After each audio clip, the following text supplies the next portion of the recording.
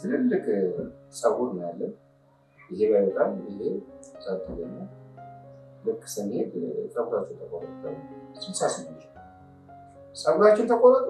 አንቆረጥ ሚሊቴሪ ልበስ አንለብስ። በቃ ስንገደል ገልብጠን ለበስ። አንድ ነው ሀሳባችን። ጫማችን ነው ልበስ። በሰከንድ 50 ጊዜ ነው ታታታታታታታ ያደረገ 50 ጊዜ በሰከንድ። አሁን ሳታምኑ ተባለ እንግዲህ አለቀው። እዚህ ጋር ታምናላችሁ ሊያሳምኑ ነው እንግዲህ። ከዛ በኋላስ ማትችለው እችላለሁ ትላለህ። ለምን እችላለሁ ነው እንጂ አትችልም የሚባል ጦር ሰራዊት ወይ ተደረገ።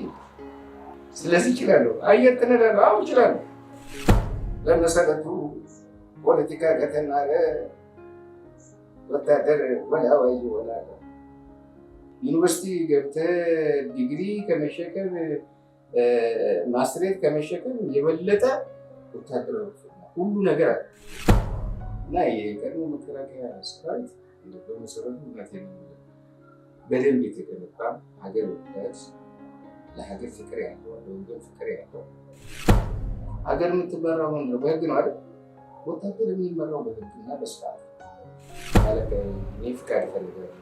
ለምን አሁን ያሰብኩት ተሳክቶልና ላገባ ነው እና ፍቃድ ሰ የስንት ሰዓት የ24 ሰዓት ሰርግ ሲሳለ የ24 ሰዓት ልብ በል አለቀ።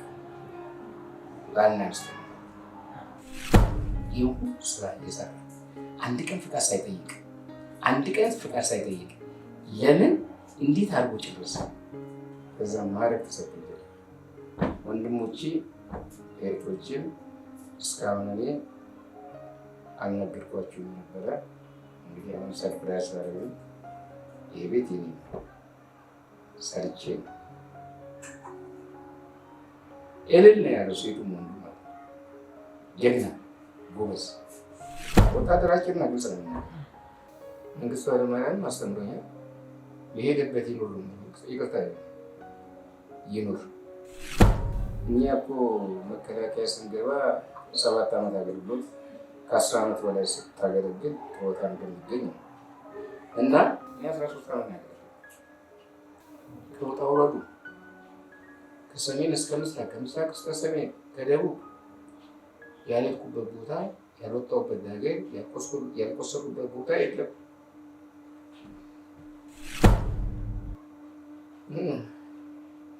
እዚህ ላይ መጥፎ ላይ ነው የሚታየው። ይህን ስናገር ብዙ የሚመጡ ስሜቶች አሉ። ምክንያቱም አንተ ለሀገር ብለህ ቆርጠህ ተነስተህ ታግለህ ወጥተህ ወርደህ ቆስለህ ደምተህ ለውጥ ሲመጣ ቦታ የለም ስትባል ምን ያህል ስሜት እንዳለ ራስ ሰው ተጎድቷል፣ ልቡ ተሰብሯል።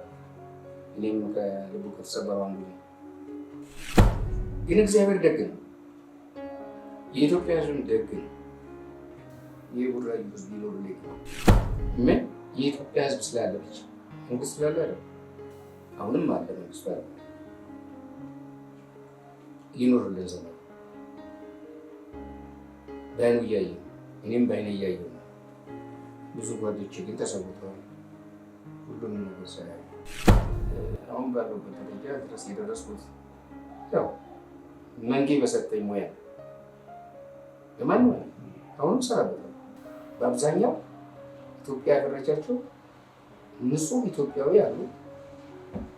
ኢትዮጵያ ደግሞ ያበቀለቻቸው ቅዱስ መንፈስ ያለባቸው ብጥብጥ ከፈረንጅ ቀርተው አምጥተው ብቻ ብጥብጥ የሚፈጥሩ የተማሩ ሰዎች አሉ። ከነዛ አንዱ እንደሆነ አልፈልግም። አሁን ሃይማኖታዊ እውቀት ነው ያለ።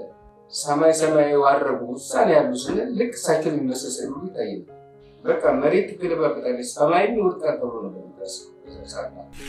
በዚያን ሰዓት እኛ ምንም አይሰማንም። ያዘው ነው በቃ እንጂ ሞታለሁ የሚል ነገር ምናምን በኋላ ሸፍቶ ከሸፈተ በኋላ ናስቲ ብሎ ሹመት ይሰጠዋል። ያሽፍታ እንደገና ሀገር ገዥ ይሆናል። ተማሪዎች አስተማሪውን እንዲሉ አስተማሪውን ላለመቀበል ስርዓት አልባ እንዲሆኑ ያደረገው ምንድን ነው? የመንግስት ፖሊስ ነው። እቺ ደግሞ አንድ ቋንቋ አለች፣ መብቴ ነው የምትባል ነገር አለች። ሴቱም ተነስቶ መብቴ ነው፣ ህፃኑም ተነስቶ መብቴ ነው፣ መብቴ ነው። ይቺን አስተምሮ ላለመታሰስ ነው። መብቴ ነው፣ መብቴ ነው።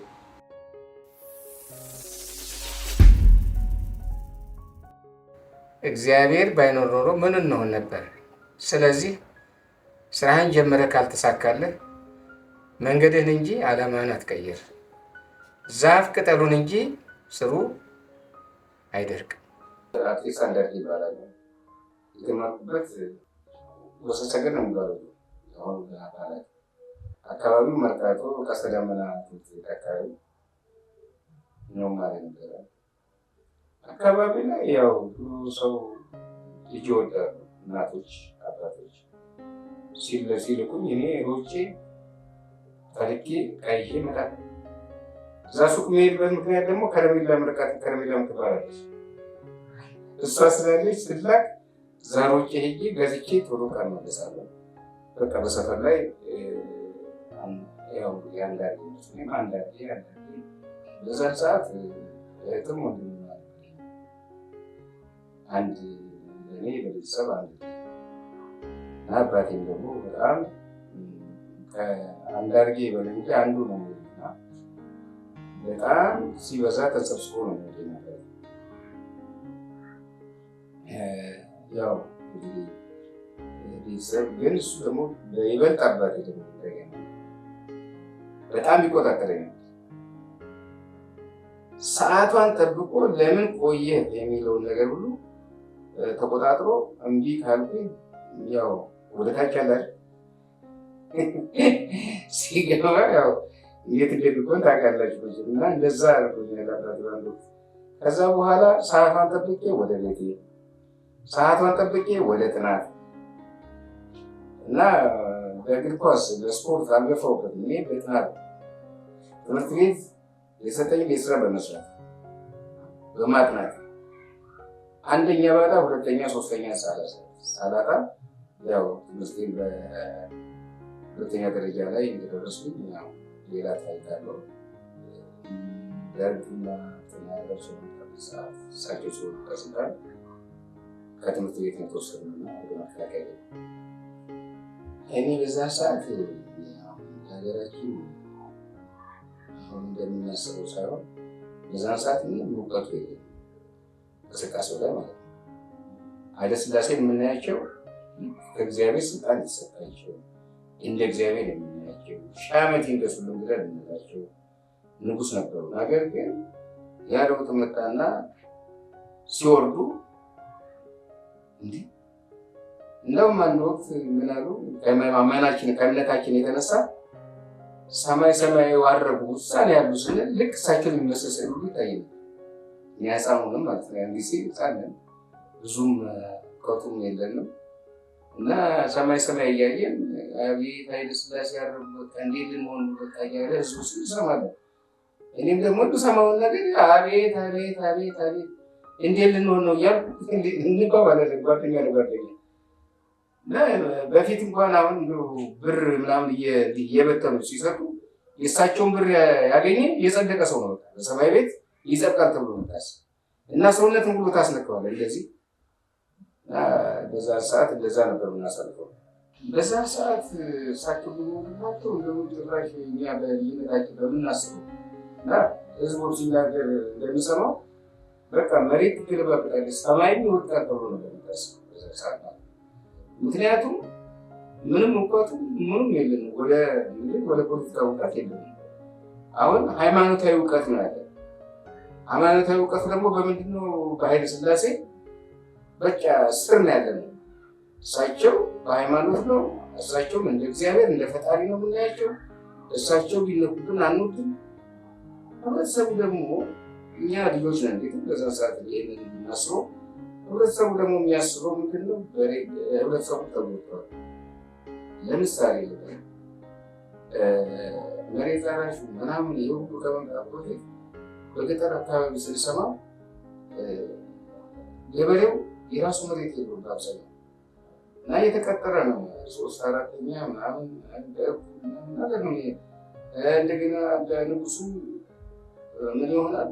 የንጉሱ ጋሻ ጃግሬዎች ማለት ነው ትላልቅ ሰዎች ይህንን ሰጥቷቸዋል የተባሉ ቀኛዝማች ግራዝማች የሚባሉ ሰዎች መሬት በሰፊው ይዛሉ። እዛ ስር ጭሰኛ ያደርጋሉ፣ ያሳርሳሉ፣ ቅቤ ያስመጣሉ፣ ሙቀት ያስመጣሉ። ገበሬው እየተጎዳ እንደነበረ እሰማለሁ በዛ ሰዓት ማለት ነው። ከዚህ ደግሞ ቆይቼ ደግሞ በእድሜ ደረጃ ከፍ ስል ማንበብ አለ፣ ማወቅ አለ፣ ከጊዜው ጋር መሄድ አለ። ያን ስለው የእሳቸውን ታሪክ በደንብ ማወቅ ይችላል። ምክንያቱም ህብረተሰቡን በዛ ሰዓት የሚሉት ምንድን ነው? አንተ ሸማኔ ነህ፣ አንተ ቀጣይ ነህ፣ አንተ ፉጋ ነህ፣ አንተ ቡዳ ነህ። የእሳቸው ፖለቲካ ይሄ። ስለዚህ ጋብቻም ራሱ የተከለከለ ነው። በዛን ሰዓት ጋብቻ ራሱ የተከለከለ፣ አንዱ ከአንዱ አይገባም። ጨዋ ከሆነ ከጨዋ ጋር ይጋባል። ሸማኔ የሚባለው ደግሞ ከሸማኔ፣ ቀጥቃጭ የሚባለው ከቀጥቃጭ ጋር፣ ፉጋ ፋቂ የሚባለው ከፋቂ ጋር እንጂ በዛን ሰዓት ጋብቻ እንኳን ጨዋ ከጨዋ ጋር መሰረት ጋብቻ ተጠይቆ ነው፣ ዘርፍ ተጠይቆ ነው በሳቸው ሰዓት እና ታሪኩን ሳነበው ከዛ በኋላ እያገናዘብ ስትሰማው ታሪክን ስትሰማ በእንዲህ አይነት ሁኔታ ነው እሳቸው የሚያስተዳድሩ። ስለዚህ በየቦታው ቀኝ አዝማች ግራዝማች የሚባለው ሁሉ ሸፍቶ ከሸፈተ በኋላ ናስቲ ብሎ ሹመት ይሰጠዋል። ቀኝ አዝማች ግራዝማች ተብሎ ያ ሽፍታ እንደገና ሀገረ ገዥ ይሆናል። ያን ጊዜ ለምሳሌ ለሀገር አይባልም፣ ያው ጠቅላይ ግዛት እንጂ ሀገር አይባልም። አንድ ጠቅላይ ግዛት አመራር ይሆናል፣ ወይ አውራጃ ወይ የወረዳ ነጭ ለባሽ የሚባል ነገር ነው። ነጭ ለባሽ ማለት ያው አሁን ደህንነት እንደሆነ እነዛ ጭቃሹ የሚባል ነገር አለ። ይሄ ሁሉ የእሳቸው እንግዲህ ስርዓቱ አካሄዱ እዛ ላይ ድረስ እንደዚህ በጊዜ ያው እንግዲህ እዚህ ድረስ ነው የእሳቸው ታሪክ ማለት ነው። ሲወርዱ ያው ደርግ ለወረዳቸው አካባቢ እኔ ቤተመንግስቱ አካባቢ ነው ያለው 4 ኪሎ ዩኒቨርሲቲ ሲረብሽ እኛ ብለን እንደሆነ እንበል እንጂ ምንም አናውቀው በዛ ሰው እና ተማሪዎች አመፁ። ፖሊስም ሀይ እያለ የእሱም አለበት ብዙም አይጎዳቸውም። የለውጡ ተካፋይ ነው ፖሊሱ ራሱ በዛ ሰዓት የነበረው የለውጡ ተካፋይ ግን ያው ሁሉን ለማስከበር ሲል መረጃም ይሰጣል። በዚህ በኩል የመጣ ሰው ሰው ይልኩኝ ማለት ነው። እኔም አብሬ እሮጣለሁ እኮ ግን ነገሩን አላውቀውም እና በእንዲህ አይነት ሁኔታ አሳልፈናል። እሳቸውን የማስታውሰው ደግሞ አንድ ነገር አለ። የእሳቸው ማስታውሰው ትልቁ እንትናቸው ይሄ የገጠመ ሰው የገጠመ ሰው እሳቸው ሲመጡ ፖሊስ ሲመጣ እንዲህ እያደረጉ ሲሆን ወደ ደብረ ዘይት ወደ ሁራ ጥፉ ስንባል ያን ያሳቸው ምክንያቱም ምን እንደሚያደርጉ አይታወቅም። ይወሰደ ይባል ይህ በጣም የሚያስፈልግ ሌላው ውሻ ያቺ ውሻ እሳቸው ጋር ነው ሄደው እሳቸው እሷ ከተመለሰች እሳቸውን ይመለሳል። ምን እንደሆነ እንደረዳ ብዙ ነው ብቻ ስታወሳው ያለፈው በሳቸው ጊዜ ያለፈው ሁኔታ ስታወሳው በጣም ብዙ ነገር አለ። ችግሮች አሉ፣ ጥሩ ነገርም አለ። እንደዛ የቻሉበት ምክንያት አሁን ፖለቲካ ብለን እንደምንለው ማለት ነው። የእሳቸው ፖለቲካ የዘረጉት በዚህ በኩል ደግሞ እምነት ያምናሉ፣ በዛ በኩል ደግሞ ፖለቲካቸው ዘረጉ። ምክንያቱም ይህን ሁለቱ ካላካሄዱ እሳቸው ንጉሶ መኖር ስለማቸው ምክንያቱም አንተ ካልከፋፈልከው አንድ ፍቅር ከሆነ አንድ ቀን እንደውም አንድ የማስታውሰው ነገር አለ። ወታደር ላይ ምን አሉ መሰለህ? ለምንድን ነው ንጉሥ ወይ ወታደር ፖለቲካ የማይማር ለምንድን ነው? በመሰረቱ ፖለቲካ ከተናረ ወታደር ወላዋይ ይሆናል ለማለት ነው። ፖለቲካ ካወቀ ከነቃ ነገ ይጥለኛል። ስለዚህ ነው መንግስቱ ኃይለማርያም ውጭ ሀገር ሄዱ አስተምረውት በደንብ አድርገው አስተምረው እሱም ይማር የተባለው ሌላ ነው። እሳቸው ግን መንግስቱ ኃይለማርያም እሳቸው ነው የሚላቸው። ምክንያቱም ደርግ ይሰደድ እና ምን ተምረህ መጣ ነው እሳቸው ጋር ሲቀር መንግስት ግልበጣ ተምሬ መጣሁ ደፋ ይህንን ወደ ሀረር ውሰዱልኝ እና ከአንቀኛ ያዛዥ ያደረጉ እዛ ቁጭ ብሎ ነው ፖለቲካውን የሰራው። ሰውን ያሳመፀው እዛም ደረጃ ያደረሰው ማለት ይችላል። ምክንያቱም ታሪኩ ይሄ ነው መነሻው። ተምሮ መጣ። ምን ተምረህ መጣ ሲባል አልጋ ይበቃል። እሳቸው ሌላ ሹመት ሊሰጡት ነበር። እሱ ደግሞ የሌላውን ሹመት አልፈልግም ወደ ሀረር ውሰዱልኝና የታንከኛ አዛዥ ተብሎ ታንከኛ አዛዥ ሆነ። እዛው አደራጅተውም ብሎ ያፈጠረ መንግስቱንም አደረገ። ከዛ በኋላ እንደሚታቁ ቀይ ሽብር ነጭ ሽብር እየተባለ 17 ዓመት ሙሉ ወደ ጦር እየተካሄደ ከምናምን እንደዛ እየተያለ ብዙ ስራ ተሰርቷል አልፏል እና እስከመፈንቅ መንግስቱ ድረስ ይህን ታሪክ የሰራ ነበር የነበረው ራሱ መንግስቱ ኃይለማርያም። ግን ወደ በጎ ጎኑ ስትሄድ ደግሞ መንግስቱ ኃይለማርያም ከገባ በኋላ ብዙ መሬት ራሱ አድርጓል። የከተማ ቦታ ለሁሉም ለህዝብ እንዲደረስ አድርጎ ወርሷል። ጥቅማ ጥቅሞችን ደግሞ ብዙ ነገር ያደርግ ነበር። ብዙ አሁን ሸቀጣሸቀጦችን ማከፋፈያ ከፍቶ ከዛ ሰው እንዲያገኝ በርካሽ እንዲያገኝ ከዛም ደግሞ ሰው ወስዶ ደግሞ ገበያ ድረስ ሸጦ ራሱ ደግሞ ያችን ሸጦ ሌላ ነገር ገዝቶ የሚጠቀምበት ጥሩ በጎኑ ነበር በዛ ሰዓት ነው። እና ያው ህዝቡ ማስተናገድ አልችልም። የዛን ጊዜ ሁሉም ማስተናገድ ስለሚችል አንዱ ይከፋዋል፣ አንዱ ይደሰታል። እኔ ከተደሳቶች አንዱ ነው። ሌላው ደግሞ ከተከፉት ደግሞ ሌሎች አሉ። አሁን ሌላ መንግስት ቀይር እንደዛ ነው። ሁሉ ለማስደሰት አይቻልም። እና የኃይለ ሥላሴ እና የደርግ ተነሳስረው ደርግ በብዙ መንገድ ይሻላል። በልጅነታችን ሃይማኖት ትምህርት ማስተምረውና በብዙ ጎንም አላቸው። ይህም ብዙ ነገር መሰረተ ትምህርት ይህ ሁሉ ቅድም የነገርኩህ ስለ ነገሮች ሁሉ አካሂዷል። ይህ ሁሉ ማለት በየመንግስታቱ ስታመዛዝነው የአንዱ ከአንዱ ይሻላል። ግን ዞሮ ዞሮ ያችን ፖለቲካው መዘጋቱ ነው። ፖለቲካው በሚመቸው መንገድ ካልሆነ ህዝብ በሚመቸኝ መንገድ አድርግ ሊሆን ይችላል እና ይህንን አሳልፌያለሁ እስከደረሰ ድረስ። በዛን ሰዓት እንግዲህ ያው ትምህርታችን እየተማረ ያለ ደርግ ከዛ ነው 60 ልጆች ነው አብሶ ወደ መከላከያ ያስገባል ማለት ነው። ወደ መከላከያ ያስገባል። ስንገባ መከላከያ አይደለም ተባለ። ወደታ ጦር ትምህርት ቤት የሙያ ቴክኒክና ማራለት በዛን ሰዓት እንግዲህ ወጣቶች ምናምን በትምህርት ትልልቅ ፀጉር ነው ያለ። ይሄ በጣም ይሄ ጸጥተኛ ልክ ስንሄድ ፀጉራችን ተቆረጠ። 68 ፀጉራችን ተቆረጠ። አንቆረጠ ሚሊቴሪ ልበሱ አንለብስ በቃ ስንገደል ገልብጠን ለበስ አንድ ነው ሀሳባችን። ከዛ እንግዲህ ከትምህርት ቤት ወስደሃል የተባልከው ሙያ ልትማር ነው። ነገር ግን ተገልብጦ ሌላ ነገር ነው። እዛ ረጅም ብዙ ጣጣ ደርሶብናል። ከዛ ተነስተን አስመራ ላይ መንግስት አስመራ ቃኘው ስቴሽን የሚባላለ ይችን ጠረጴዛ ይችን ታያታለች። ክፍተቷ እሷን ምታክል ትንሽ ከፍተለች። እዛ ግቡት ጫማችን አወጣች። በሰከንድ 50 ጊዜ ነው ታታታታታታታ ያደረገ 50 ጊዜ በሰከንድ ወጣ። አሁን ሳታመኑ ተባለ እንግዲህ አለቀው። እዚህ ጋር ታምናላችሁ ሊያሳምኑ ነው እንግዲህ። ከዛ በኋላ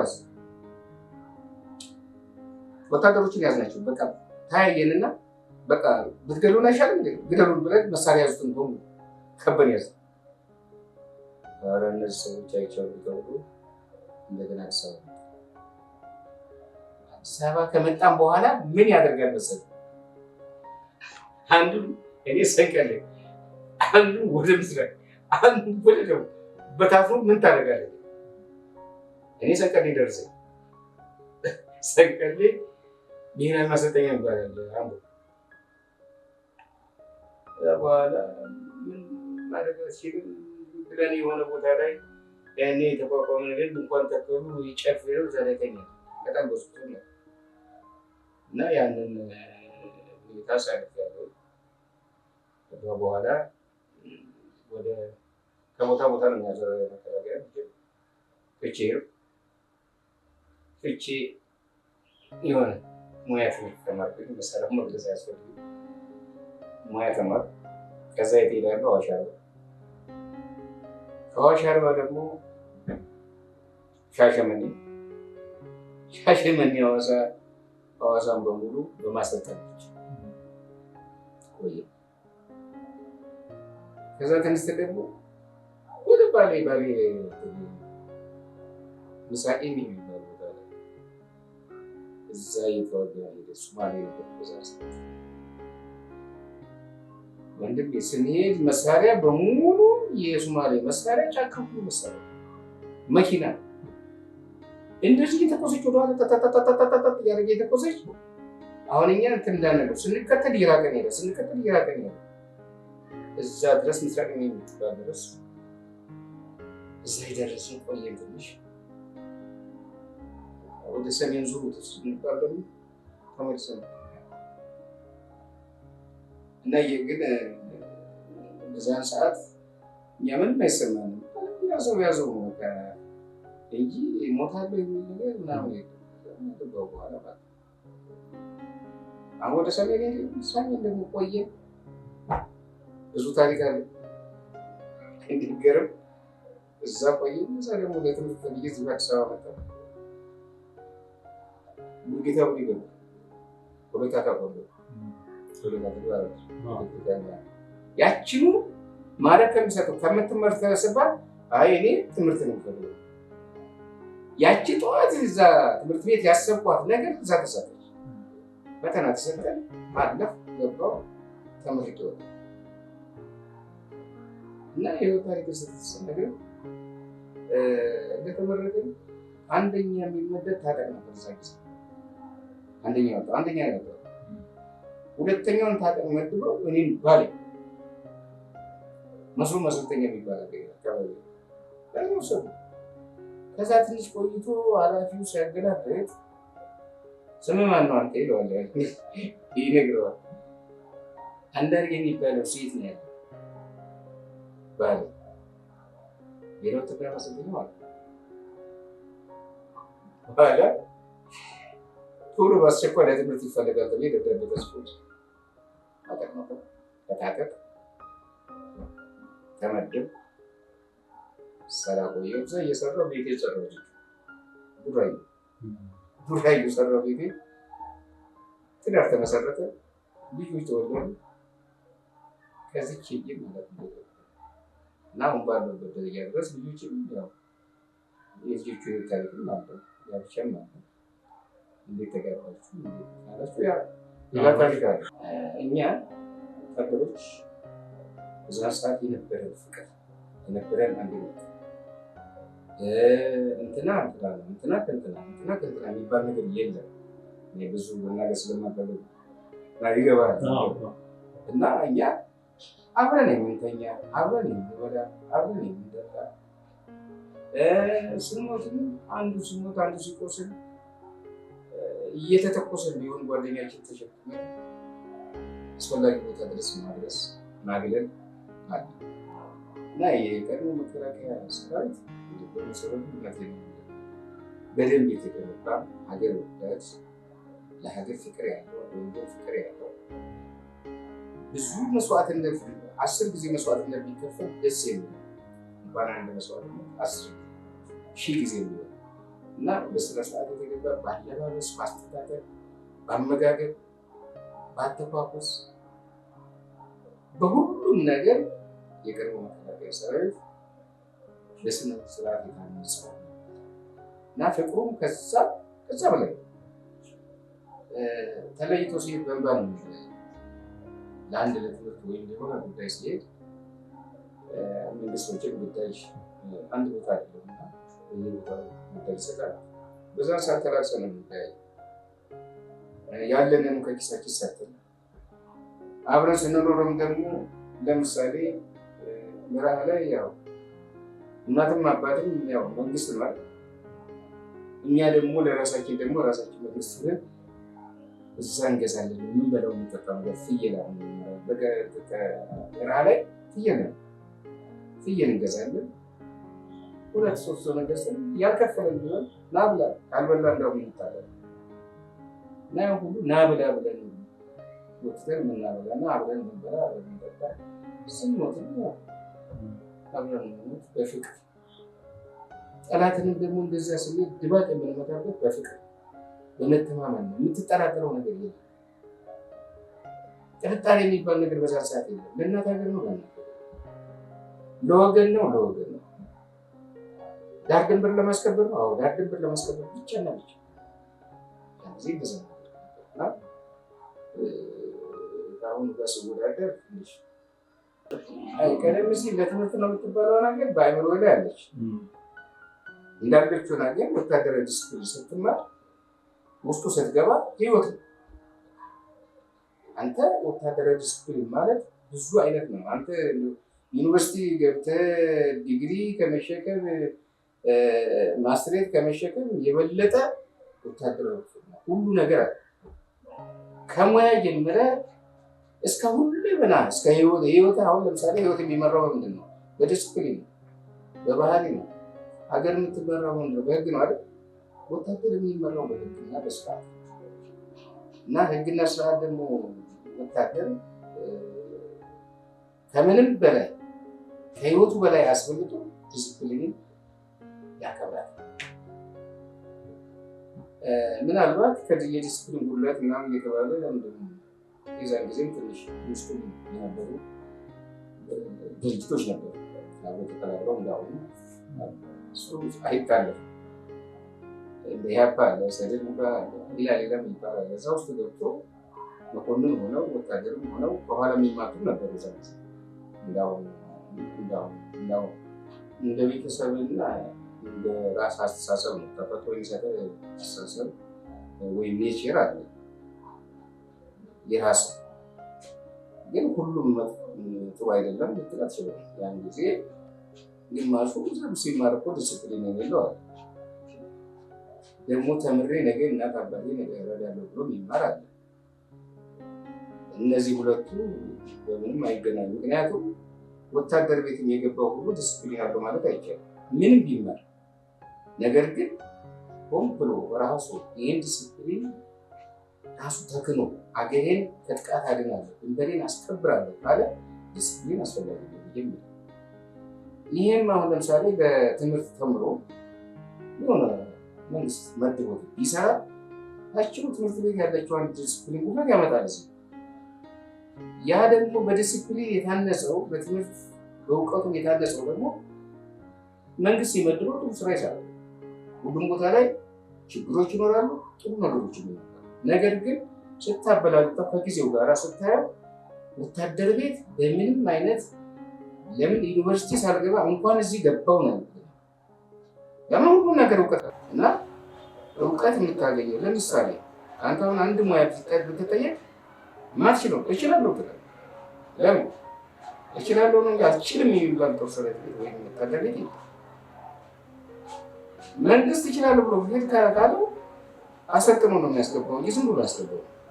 ስለዚህ ይችላል አየር ጥነዳለሁ አው ይችላል እና ይሄ በምንኛውም መንገድ መስፈርት ይቀድመውን የሚያክል ሰራዊት መከላከያ ሰራዊት አለ አላም እና አሁን ከተማሪው ነው ሁሉም ለማላ ማለት ነው። ቅድም እንደነገርኩ ከሁሉም ቦታ ቢሆን ዲሲፕሊን ጉልት ያለው ከትምህርት ቤት የተነሳው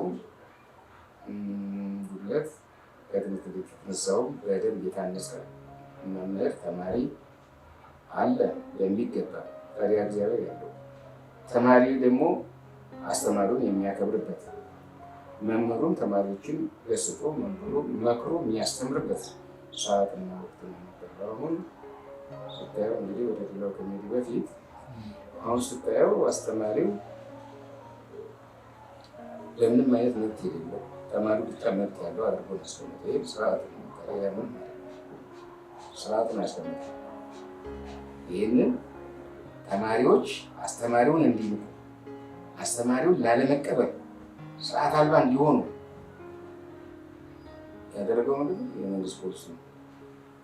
መንግስት ፖሊሲው የተስተካከለ ቢሆን ኖሮ ሁሉም አሁን ያለውን ሁኔታ ያመጣል ነበር ማለት ነው። አሁን ያለው ሁኔታ አይመጣም። እናቱን አባቱን የማይታዘዝ አንተ ምን ታውቃለህ የሚል አንተ ምን ታውቃለህ አልገባም እኮ አንተ አታውቅም ይላል። እኔ ግን በማይምነት ቢሆን በምንም አውቄ ያስተማርኩት ከስራም ሰራው ከላም ሄድኩኝ እዛም በሙያም ሆነ በማንኛውም ነገር እናት አባት ጥሩ ብሎ ነው ያስተማረው። አንተ አታውቅም የሚል ግን ትውልድ የሚባለው ሰዓት እና የነበረውን ቀደም ሲል የነበርኩን በዝርዝር በአሁኑ ሰዓት በአብዛኛው አያሟላም። ወደ ትዳር ዓለም ስትገባ መጀመሪያ ብዙ ቻሌንጆች ይገጥመዋል፣ ብዙ ችግሮች ይገጥመዋል። ሴት ማለት ሁሉም ሴት አይደለም። ትገባለህ ሳይሆን ይቀራል፣ ትሄዳለህ ሳይሆን ይቀራል። የተሻለ ለእግዚአብሔር የተማጸንኩት ነገር ቢኖር ማለት ነው እባክህን እኔ መልካም ምርት ነው እባክህን ለእኔ የምትወስደኝ ነው። ምክንያቱም ግፊት ከኋላ ደግሞ እናቴም እንዴት ማለት የሆነ ደረጃ ለምናደርስ ለሆነ እኔ በህይወት እያለሁ እንደዚህ ታደርግ ይፈልጋል የሚለው ግፊት መጣ። ያቺ ግፊት ስትመጣ ምንም ማድረግ አለብኝ ብዬ ራሴ እርምጃ ወሰድኩ። ያ እርምጃ ምንድን ነው?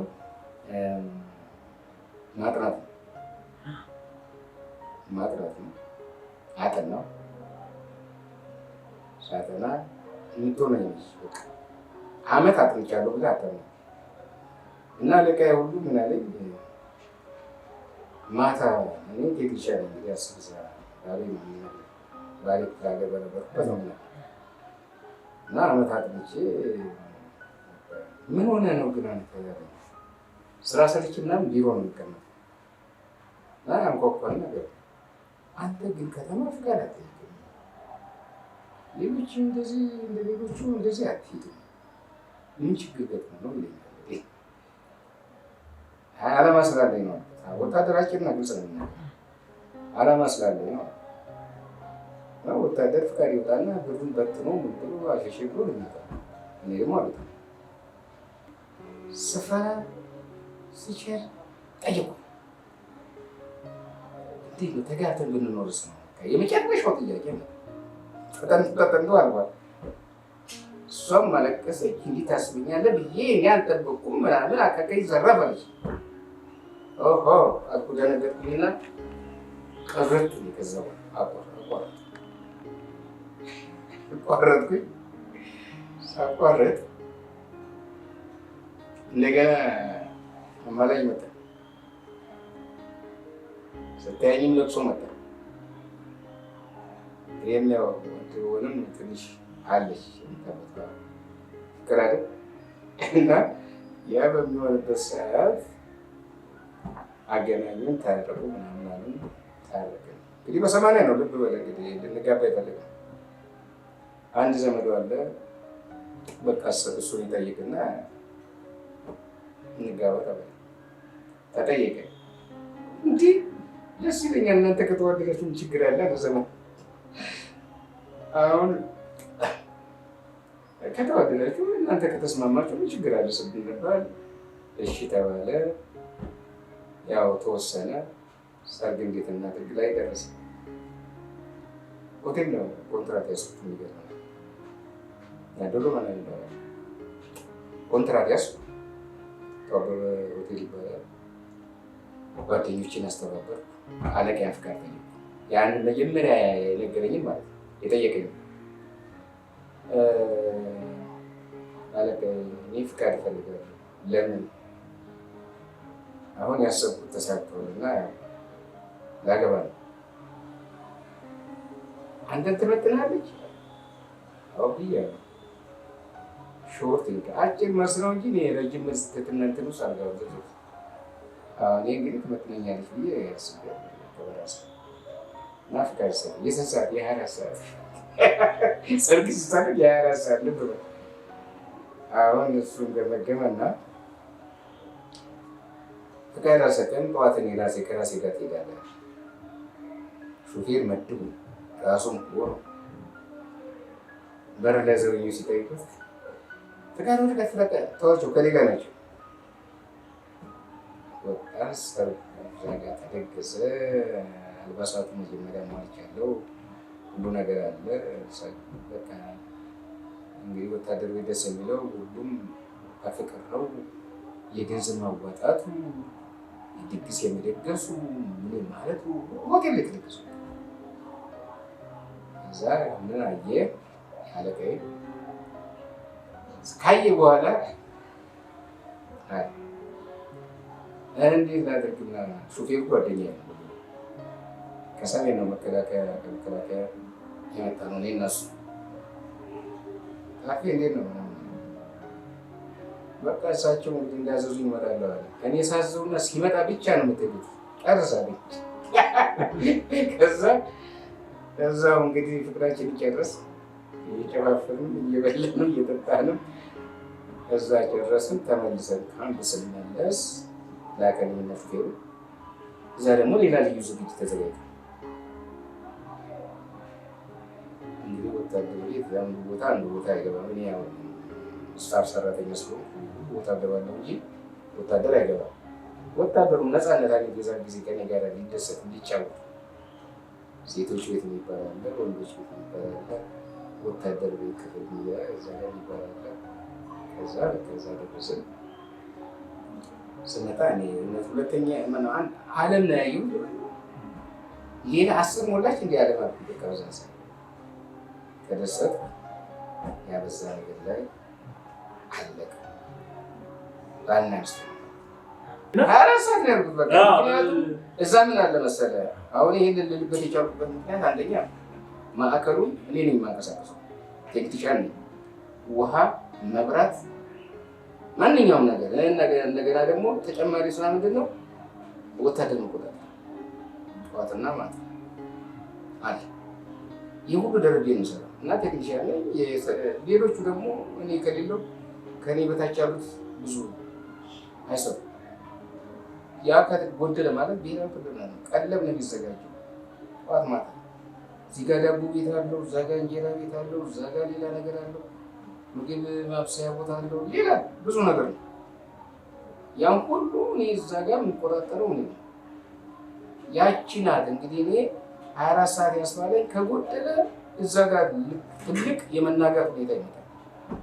ሰራተኛም ብዙ አልነበረ እና ለዛ ስል ነው 24 ሰዓት በእውነት አምነውበት ነው ማለት ነው። በእውነት አምነውበት ነው። የሚበቃኝ እቺ 24 ሰዓት ነች ጉዳይን ለመፈጸም። ከዛ ውጭ ያለው ግዳጅ ቦታ ላይ ነው ያለው። አሁን እቺ በእውነት አምነውበት ነው። አምኜበት ነው። ግን ልቃይ ደግሞ አይ በቃ እኔ ተጫወቱ እናንተ፣ እኔ ስልክልህ ብቻ ትመጣለህ። ይሄም እነዛን ሰራተኞች አስተባብሬ ምን ብዬ በትክክል እንዲሰሩ አደርጋለሁ ብሎኛል። ስራ ሊጎደል ስለው ማለት ነው። ያንን አድርገን ተመለሱ። ያው ደግሞ ትንሽ እንደቆየው ተቆራረጡ። ለምንድን ነው መሰለህ 24 ሰዓት የጠየቁበት ምክንያት ያው የሀገር ጉዳይ ስለሆነ ኃላፊነት አለብኝ። ኃላፊ ነኝ እዛ ማዕከል በሙሉ ማለት ነው። የመብራት የውሃ ብርጌዶች አሉ፣ ብዙ ሰፊ ብርጌዶች አሉ። አንደኛ፣ ሁለተኛ፣ ሶስተኛ፣ አራተኛ፣ አምስተኛ ብርጌድ የሚባል ነገር አለ እና ያ ሁሉ አንዳንድ ነገር በኤሌክትሪክ ምክንያት በውሃ ምክንያት ቢጓደል ተጠያቂ ነው። ኃላፊ ማን ነው? እና ያችን ተጠያቂነት ደግሞ አልወዳትም። መጠየቄ አልወዳትም። በትክክል ሰርቼ በትክክል የተሟላ ነገር ማየት እፈልጋለሁ። ስለምን? ስለ ሀገር ጉዳይ፣ ስለምን የተሰለፍኩበትን የተመደብኩበትን ቦታ ማክበር ይገድለኛል። ያን አከበርኩ ማለት ሌላውም ይሳካል ማለት ነው። ወታደሩ በሚገባ ከተስተናገደ፣ ሰልጣኙ በሚገባ ከተስተናገደ፣ እዛ አካባቢ ያለው ደግሞ ሲቪሉም ምኑም ሁሉም ሰው ከተስተናገደ ሁሉም በእኛ እጅ ነው። መብራትና ውሃ ማለት ህይወት ነው። ያ ካልተስተናገደ እዛ ጋር ያለው ስልጠና ምን ማለት ነው ማለት ነው። ሰልጣኙም እንዳልሆነ ይቀራል ማለት ነው። እና እኔ እዛ ቦታ ላይ አሁንም ወታደር ቤት የቀድሞ መከላከያ ሰራዊት ያለው ስነ ስርዓት በጣም ከባድ ነው። አንዲት ነገር ስትፈጠር እንኳን ይሄ ሀገር ከእጅ ነው ተብሎ የሚመጣበት ጊዜ ነው። እኔ የማስታውሰው ሰሜን ላይ ማለት ነው ሚሊሻ አንዱ እንጂ ስኳር ሸቅ ተብሎ ተረሽነው እስከዚህ ድረስ መንግስት እርምጃ ነው። አንድ ሻይ ቅጠል እንግዲህ 10 ሳንቲም ነው ተሸጠ። ጊዜ ወንጂ ስኳር ተባለች። የግመል ምልክት ያለባት የታሸገች ነበረች እና እሷን ስለሸጠ ተረሽነው። ከዛ መቀጣጫ ነው። አንድ ነገር እንዳነኩ እንደዛ ሚሊሻ እንዳትረሽኑ ነው የሚባለው እና እዛን ሰዓት ጥብቅ ነው ስርዓቱ። የነበረው ስርዓት በጣም ጥብቅ ነው እና በዛ ምክንያት ሀገርን ትወዳለህ፣ ጥንቃቄ ትወስዳለህ። ለሀገር ነው የምትሰራው፣ ለግለሰቡ ወይም ለአለቃዬ ምናምን። እኔ አሁን በይበልጥ ማለት ነው አለቆች ሲያዙ ፖስተር ብዬ ሰላምታ እሰጣለሁ። አቤት እንዲህ እንዲታረግ ተቀብያለሁ። ቻው። ወታደራዊ ዲስፕሊን እዚህ ውስጥ ገብቷል ማለት ነው። ታዛዥነት እዚህ ውስጥ ገብቷል ማለት ነው። ታዛዥ ካልሆንክ ይሄ ከስርዓት ውጭ ነው። ሄድ ቅጠር ቆፍር፣ በቁመቱ ልክ አስቆፍርና እንደገና አስደፍነው። የዛን ጊዜ ጉድጓድን ቆፍረ ራስህ ታለብሳታለህ። እንደገና ሌላ ጉድጓድን ቆፍር ከተባልክ ትቆፍራለህ።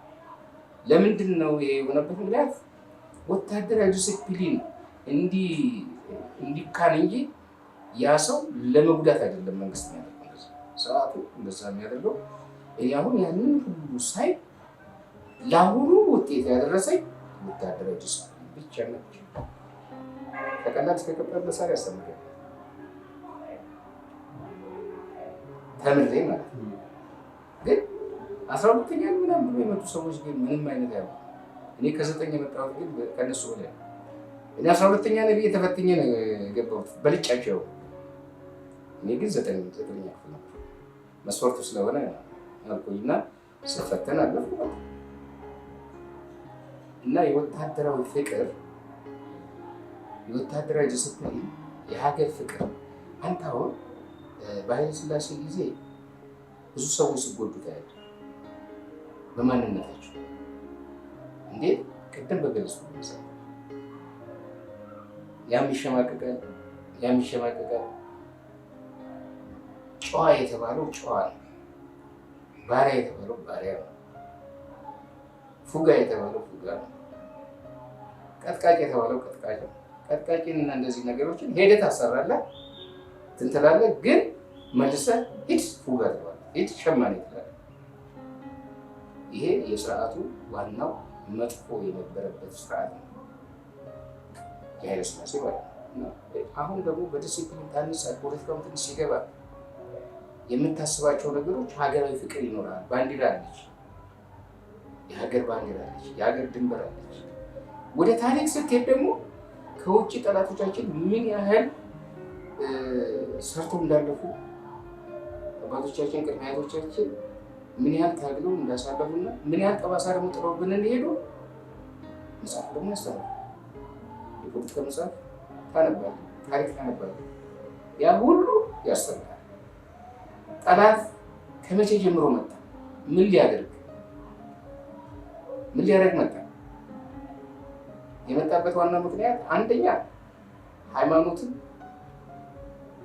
ለመበተን ነው። የራሱ ሸቀጥ ግን የሚመጡት ምንድን ነው? ትምህርት እናስተምራለን ብለው የሚመጡት ፖለቲካቸውን ዘርግተው ይሄዳሉ። ከዛ በኋላ የመሳፍንት መኳንንት የሚባለውን ሁሉ ታሪክ ስታረግ መሳፍንትና መኳንንቱ እኔ ገዛ እንዳልሆነ ማለት እንደሚባለው መሳፍንቱና መኳንንቱ እኔ ነኝ የምገዛ ሲሻኩቱ ለዛኛውም ያቀብላል ጠላት፣ ለዛኛውም ያቀብላል፣ ለዚህኛውም ያቀብላል እርስ በርስ።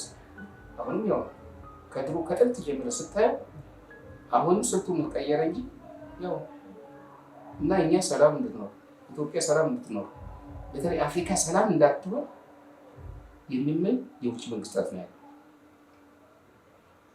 ምክንያቱም አንዴ ቀብሯል። በእንግሊዝ ጊዜ የተቀበረ አለ፣ በጣሊያን ጊዜ የተቀበረ አለ። ያ ሁሉ የተቀበረው ወሰን እያዋሰነ ይሄ እንትን ነው ምናምን ብሎ ወስኖ ከልሎ ሄደ። በዛ በድንበር አሁን ድረስ የተዋጋ ነው እና ቀደም ሲል የነበረው ስርዓት እየጣለው ነው። ያ በላያችን ላይ በኢትዮጵያ ላይ እየጣለው የሃይማኖት አለ፣ የፖለቲካ ሀገራችን በሙሉ ደግሞ ብታየው ደግሞ በማዕድን የበለጸገች ሀገር ነው። ይቺን ማዕድን ደግሞ እኛ ቆፍረን ሳናያት እነሱ ያውቋታል። ግልጽ ነው በፈል እነሱ ያውቋታል። ስለዚህ ይቺ ሀገር ካደገች ለራሷ ተጠቃሚ ትሆናለች ብሎ የሚያስብ የውጭ መንግስታት ነው ያለው። ስለዚህ ምን ማድረግ አለብኝ? እርስ በርስ መጋጨት፣ መሳሪያ መስጠት፣ መሸጥ፣ መለወጥ። የሰው ገቢ ጠፋም ደንታው ማለት ኢትዮጵያ ለምጭርስ ብላ ህዝቡ አይጠፋም። እሱ የሚፈልጋት ማዕድኗን ብቻ ነው። ሀገሪቷን የተረፈም ሰው ቢኖር በቀኝ ግዛት ለመግዛት ብቻ ነው የሚፈልገው የውጭ ጠላት እና ይሄ ሁሉ ታሪክ ስታነብ ታገኛለህ። ተዘጋጅቶ ሲጠብቀኝ ሰው እንግዲህ ወዛድና አለ፣ ሰራተኛ ሰራተኛ አለ፣ ወታደር አለ፣ ሲቪል ሰራተኛ አለ፣ ስታፎች አሉ፣ የማዕከል አዛዦች አሉ፣ መኮንኖች አሉ፣ ሁሉ ነገር አለ። ያ ሁሉ ሲቀበሉ እኔ በእውነት ነው የምነግርህ ህልም ነው ይሱን ነው እያልኩ ነበር ብዛት ሳሳየው ማለት ነው። እና ያንን አሳልፌ ከዛ በኋላ ደግሞ አንድ ወታደር ከ10 ዓመት በኋላ ከጦሩ ጋር የመመገብ አልችልም ካለ ብቻውን መመገብ ይችላል እና እሷ እንድታዘጋጅልኝ ተፈቀደልኝ። እኔ ያመኛል ጨጓራዬ ምናምን ያው ምክንያቶች አሏል ስለሚሆነኝ እሷ እንድታዘጋጅልኝ ተፈቀደልኝ። ቀለብ ነው አለ፣ የኔ ቢሰፈር አለ፣ ሁሉ ነገር አለ። አልገዛም። ከምንም ጀምሮ ከመነሻው ጀምሮ እስከ እንትን ድረስ አለ፣ ይዘጋጃል።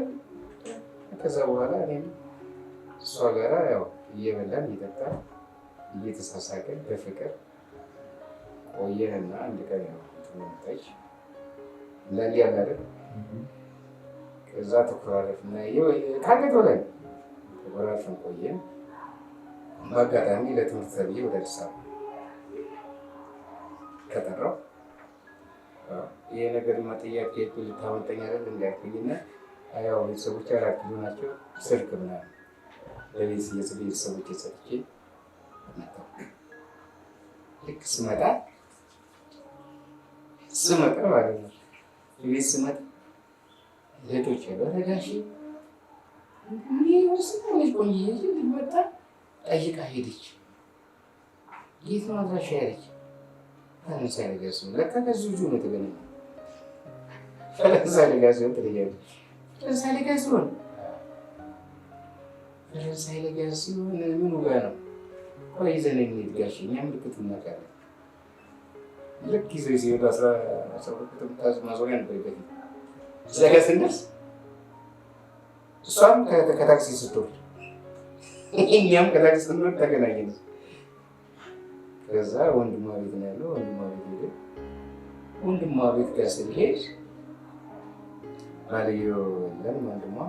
ሴትዮዋ በደንብ ተቀበለችን። እንደዚህ ነው ባለቤት ነው ተባለና እዛ ተዋወቅን። ከዛ በሌላው ቀን አገኘኋቸው፣ ተዋወቅን። ለመሆኑ ሰርጋችኋል? አይ ሰርገናል በሚገባ እኛ እናቆም እኛ ያላየነው ሰርግ እኛ እናቆም አባቴም የጫካ ሰርግን ያላቅም። ከዛ እንዴት ቢሆን ነው ሁለተኛ ሰርግ አሁን እንደዛ ሆነ። የመጀመሪያ ልጅ ተይዟል። እንደዚህ መኮራረፊያውን ማጥፊያ ይሆናል። ሁለተኛውም ሰርግ እንደ አዲስ መታደሻ። ከዛ መጣ እኮ ብዙ ቀን ቆየና ነው ከዛ በኋላ ሰርግ የተባለው እና ተይዟል። በቃ የመጀመሪያ ልጅ አንድ ጓደኛ ነው ያልኩት። በዛው እንግዲህ እሺ አልኩኝ። ሰርግ ተሰረገ። ይኸው ለአባት ተዘጋጀ። እንደገና ሌላ ሰርግ ተሰረገ። አብረን መኖር ቀጠል። አብረን መኖር ስንቀጥል ቤት ወንድሟ ቤት ነበር እና ትንሽ እነሱን ባስቀይስ አሁን ታሪካለች ወታደራዊ ዲስፕሊን መቼም የትም ቦታ ትሄዳለች እና እዛው ክፍሌ ቤት ቢሰጠኝ ሁሉ ነገር ሊሟላል ይቻላል። ቤት ታጠቅ ሄደን ሁሉ ነገር ተሟላልኝ። በቃ እዛ በቃ ምን ሳይጎድል ማለት ነው ሁሉ ነገር እዛ ቦታ ላይ ተቀመጥን። መጣች ብዙ ቤተሰብ ምንም ፋይተኞች ነበሩ፣ ግን እሱ ይከበር ያን ያናሳልበን እዛ መጣን ኖርን። እዛው ተወለደ። ታጠቅ ተወለደ። የሚገርም ሰርጉ አለ። ክርስትናው ከሰርግ በላይ ሆነ። ከሰርግ በላይ ተደገሰ። ከአዲስ አበባም ከዛም ከዚህም ከዛው ከተንትን ያለውም በቃ እንደ እኔ 3-4 በርሜል ይጠመቃል ጠላ ብዬ አልተገመትኩም ነበር። ተጠመቀ። ከዛ እንደዛ ሳለብን እዛው እየኖር ያለው ቤት ምናምን ታሰበ ለመስራት ነው። እኔ እዛው ግቢ ሆኜ የእንጨት ስራ ጀመርኩ። ውሎ ሙሳጥን ያገዛው ብፌው ሙሳጥን መስራት ጀመርኩ። የተወሰነ ይሰጥር ነው ብዙ ያለቃለቅ ነው የሚያደግ ማድረግ እየገጣጠምኩ እያሳመርኩ ብቻ ለሰሩልኝ ይሄ ብቻ ነው። ሁሉ ቤት እንትን አውስ ሰርቼ ማለት ያን እየሰራው አንድ ቀን ከስራ ስመጣ ቢሮ አካባቢ ላይ ይላሉ። ምንድን ነው ይሄ ነገር? አይ ለቤት እኮ የተጻፈላችሁ ነው ቤት እንዲያገኙ። እንዴ ለምን ያሳረገኝ? አለቃህን ጠይቃለሁ። አልቆየውም። እንግዲህ ቴክኒሻን ያው ቱታ ለብሶ ገባ ከነት ተገባ ሻለቃ ሰላም ሻለቃ እንዴ ለእናንተና ሲጻፍ ለእኔ ስለምን ያጻፍልኝ? ቤት የት አለ? አነጋገር እንደዚህ ነው። በቃ ኮስተር ነው። ይሄ ስቆ ተቅለሶ መናገር አለ። ማመልከቻ ይዘና ይጻፍልኝ።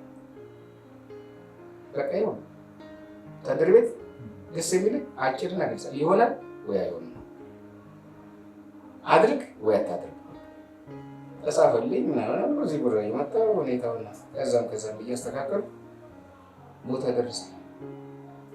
ቤቴን ሰራው። ሁለተኛው ልጅ ሲወለድ እዚህ የተወለዱ ካታኒ፣ ሶስተኛው ልጅ ሲወለድ ካታኒ ተወለዱ። ከዛ በኋላ ኑሮን ታገል። ሙያም ጫካ ነው፣ ሙያ የለ። ኢንስታሌሽን ነው የምሰራው ነበር። ኢንስታሌሽን ነው የምሰራው። ወደ ሱቅ ንግድ ገባ። ወደ ቁስ ንግድ ገባ ከባለቤቴ ጋር። መጨረሻ ላይ ዕቃ ላውጣ ነው ከታጠቅ ያለኝን ዕቃ የራሴ የሆነ ላውጣ ነው። አወጣው። መኪና ላይ ተጫነልኝ በራሳችን መኪና። የት ነው የምትሄደው? አይ ቤተሰብ ቤት ሰጡኝ። ሚስጥር ነው ለማንም ለምንም ሳልነግር ማለት ነው ያለቀው። ተወሰኑ ሰዎች ያውቁታል፣ ግን ድስፋ ያውቁ መጽሐፉን ብቻ ነው። ያን ቤት ሰርቼ እዛም ዕቃዬን እየሳሰራ ግን ስገባ እንዴት አለ የተባረከ ዝናብ ነው ልጅ የሰጠና ነው። አዎ ተባረከ። እንዴት አለ የተባረከ አሁን መጨረሻ ብለን ሁሉ ነገር ተዘጋጅቷል። ስጋ ርካሽ ነው፣ ጠጅ ርካሽ ነው፣ ርካሽ ነው። ከቤትም ጠላ ይጠመቃል። ያለ የሌለውም ቢራም ምንም ሁሉም ተዘጋጅቶ ሀይፋይ ስለን ቆሜ ነው የተናገርኩት።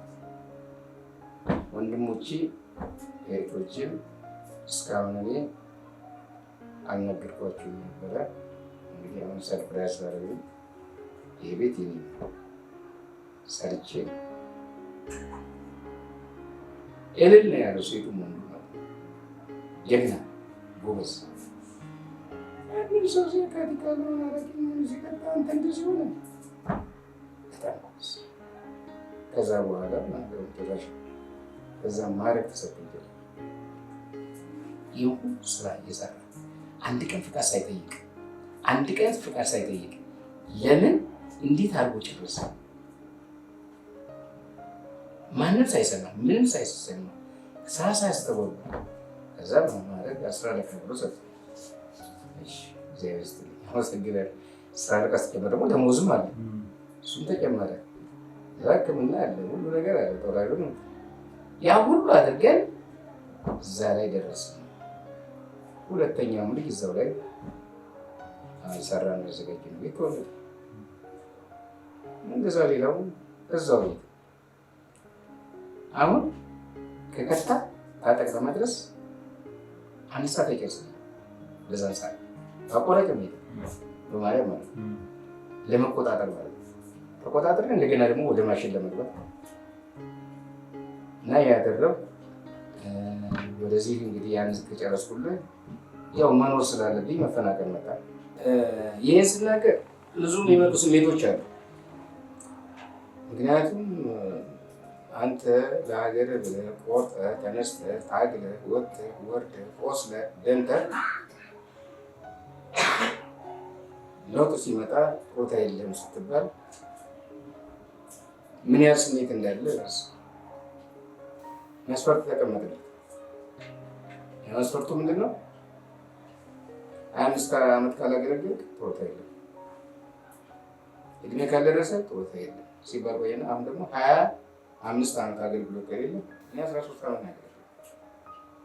በቃ ፖሊሲው ነው እንግዲህ መንግስት ያወጣው ፖሊሲ መንግስት ነው ብሏል የተቀመጠው፣ ሲገዛ ነው የሚቆየው። ስለዚህ ያ ስሜቶች አሉ። ምን አይነት መንግስት ነው? እኛ እኮ መከላከያ ስንገባ 7 ዓመት አገልግሎት ከ10 ዓመት በላይ ስታገለግል ጡረታ እንደሚገኝ ነው እና እዛ ላይ ብዙ ሰው ተጎድቷል። ልቡ ተሰብሯል። እኔም ከልቡ ከተሰበረው አንዱ ነው። ግን እግዚአብሔር ደግ ነው። የኢትዮጵያ ሕዝብ ደግ ነው።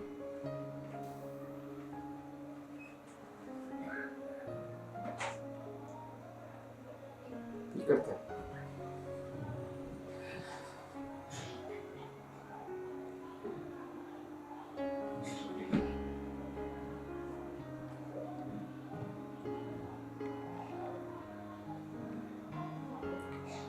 እና የኢትዮጵያ ሕዝብ ደግ ነው። ያቅፋል፣ ያኖራል፣ ያሰራል፣ ትሰራለህ፣ ትኖራለህ።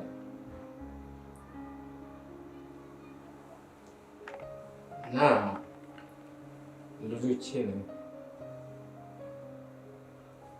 ሳሳድግ የኢትዮጵያ ሕዝብ ተስፋ አድርጌ መንግስቱ ኃይለማርያም አስተምሮኛል።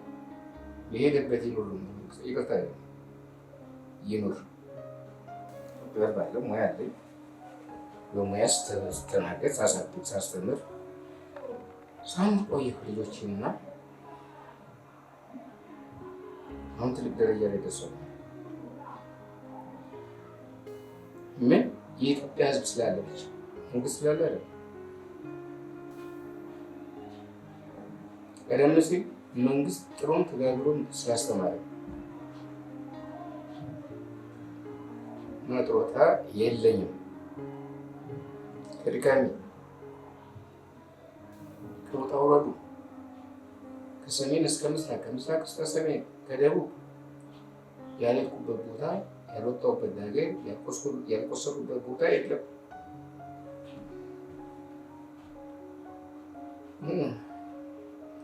እዚህ ላይ መጥፎ ላይ ነው የሚታየው።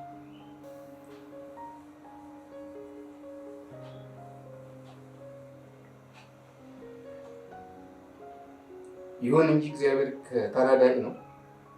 እግዚአብሔር ሲረዳ ህዝብም ሲረዳ ህዝብም ከጎን አግላይ አይደለም። የኢትዮጵያ ህዝብ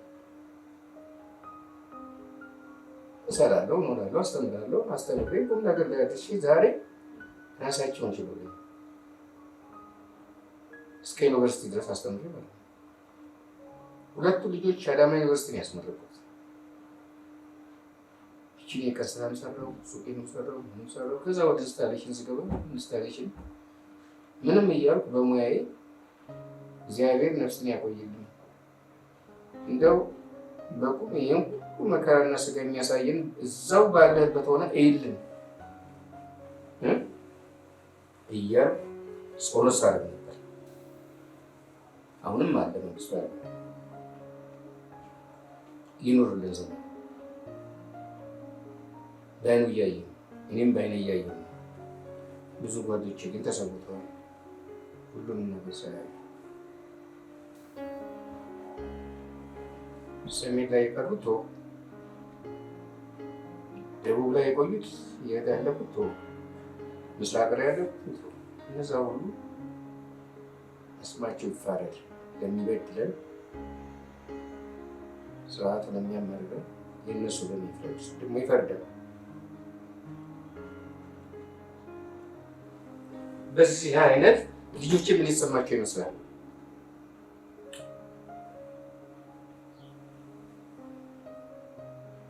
ምን አይነት ስሜት አላቸው? አሁንስ የተወለደው ትውልድ ይህ ሲሰማ ምን ይላል? እኔ ግን ደስተኛ ነኝ። አሁን በህይወቴ ያለው ልጆቼ የዚህ ደረጃ መድረሳቸው፣ ቤተሰቤን በሰላም በፍቅር በአንድነት ማኖሬ እሱ አላሳባኝም። እግዚአብሔር ለሌሎች ግን አሁንም ለሌሎችም ቢሆን በጣም ማማሰብ ያሉት ጓደኞች ይላሉ።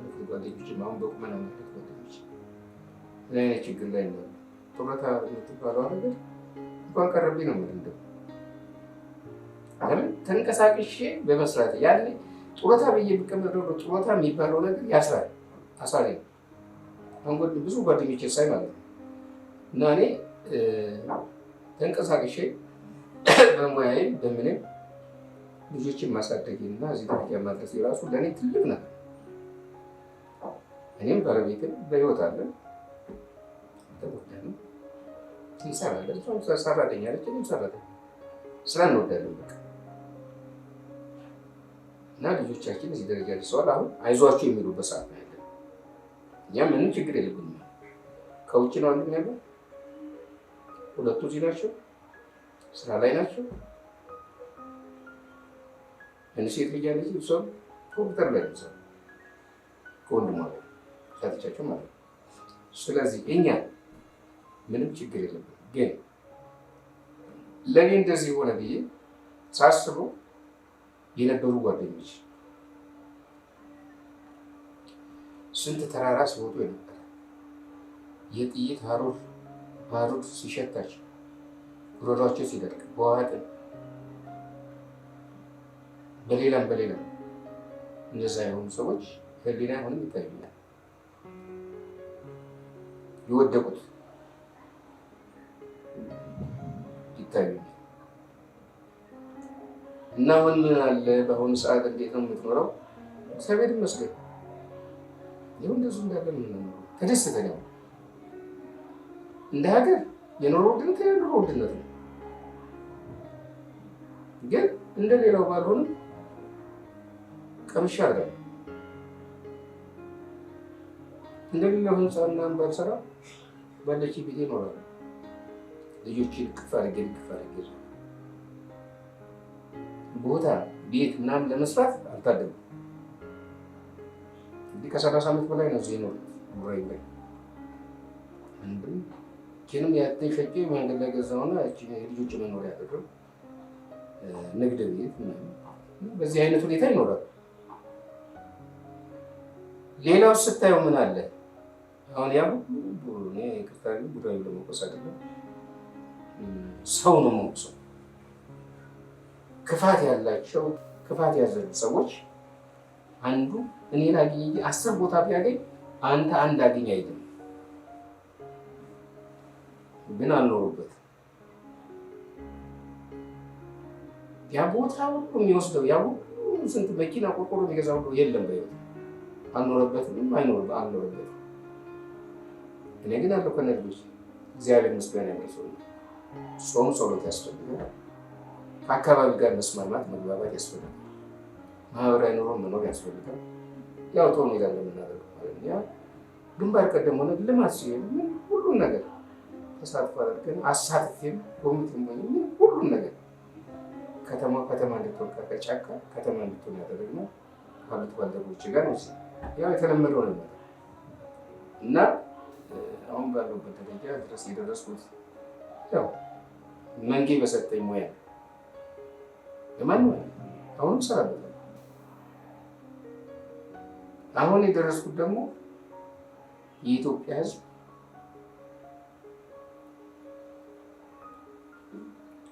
ከጎን ነው የሚለው ብሔር ብሔረሰብ ሳይለይ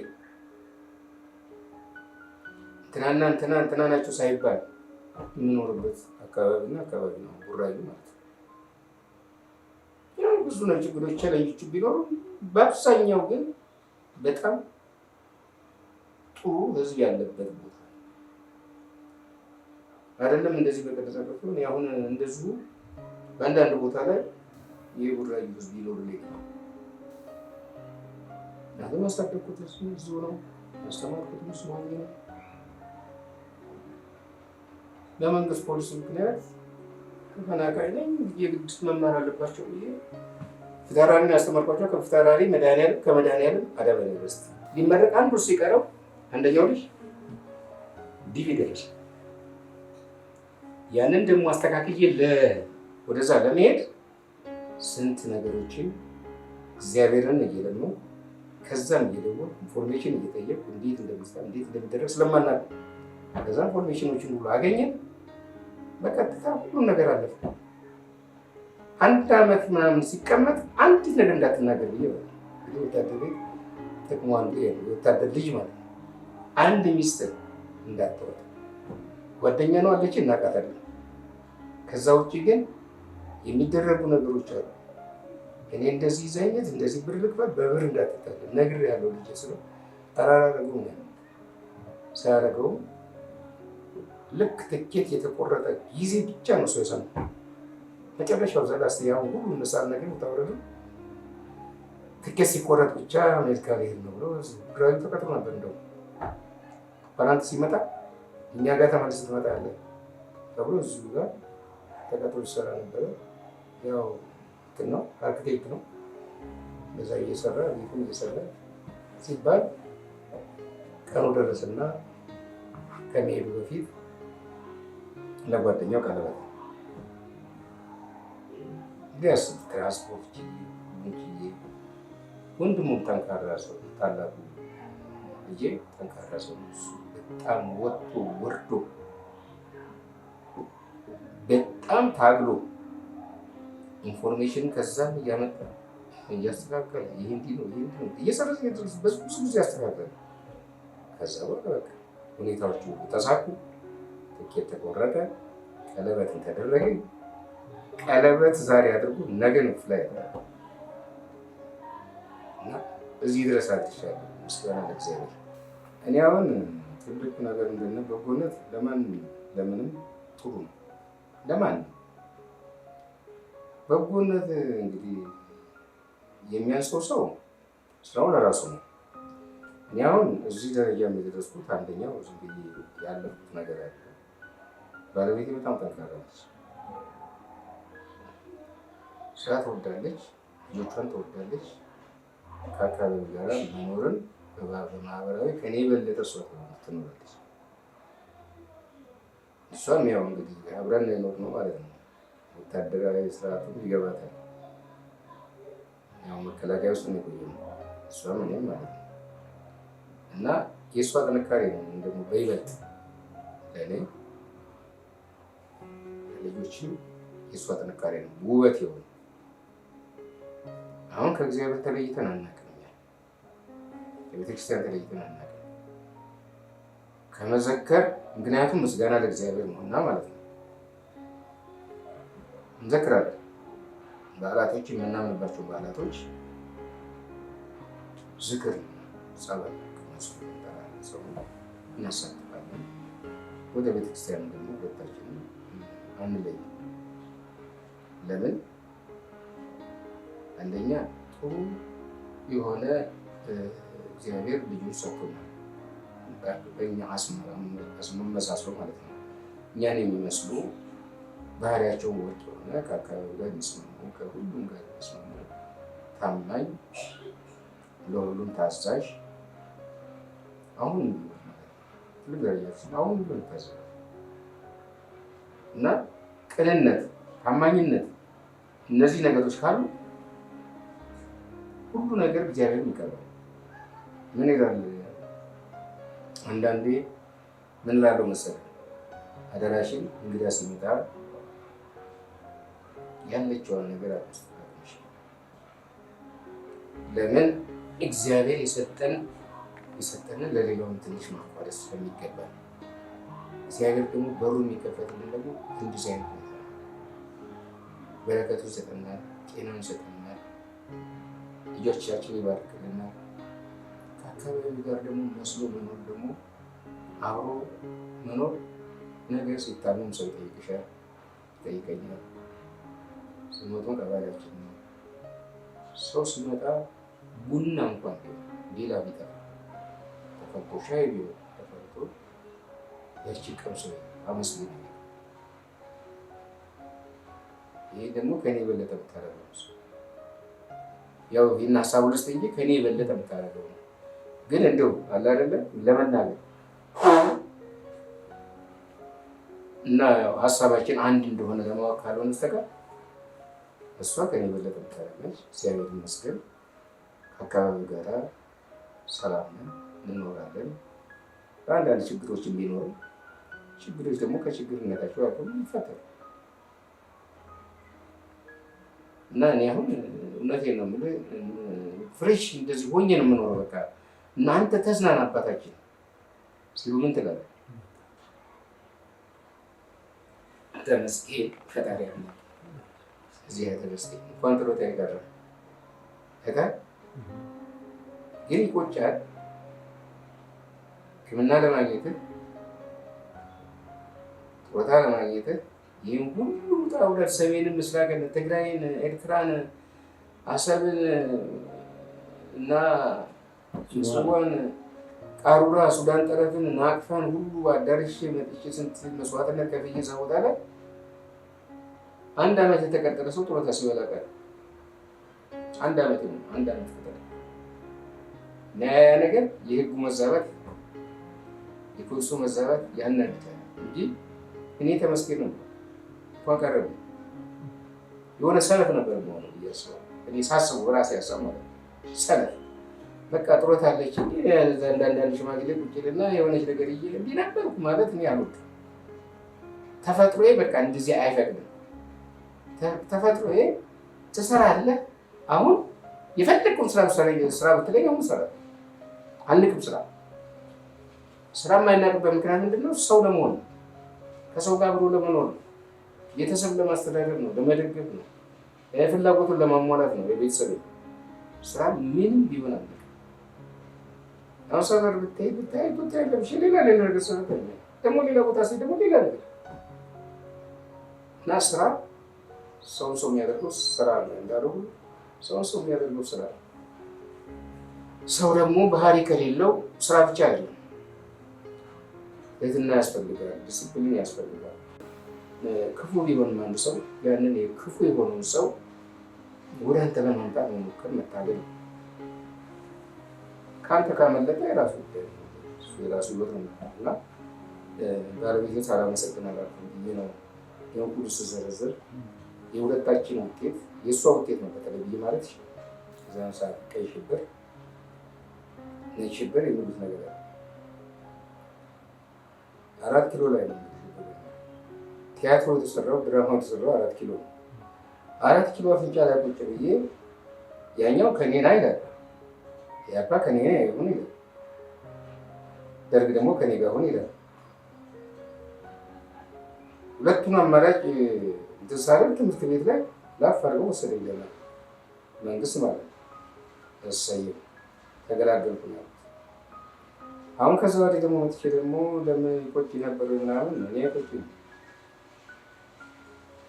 ያኔ ሟች ነበርኩ። ይሄን ሁሉ አለም ማለት ነው።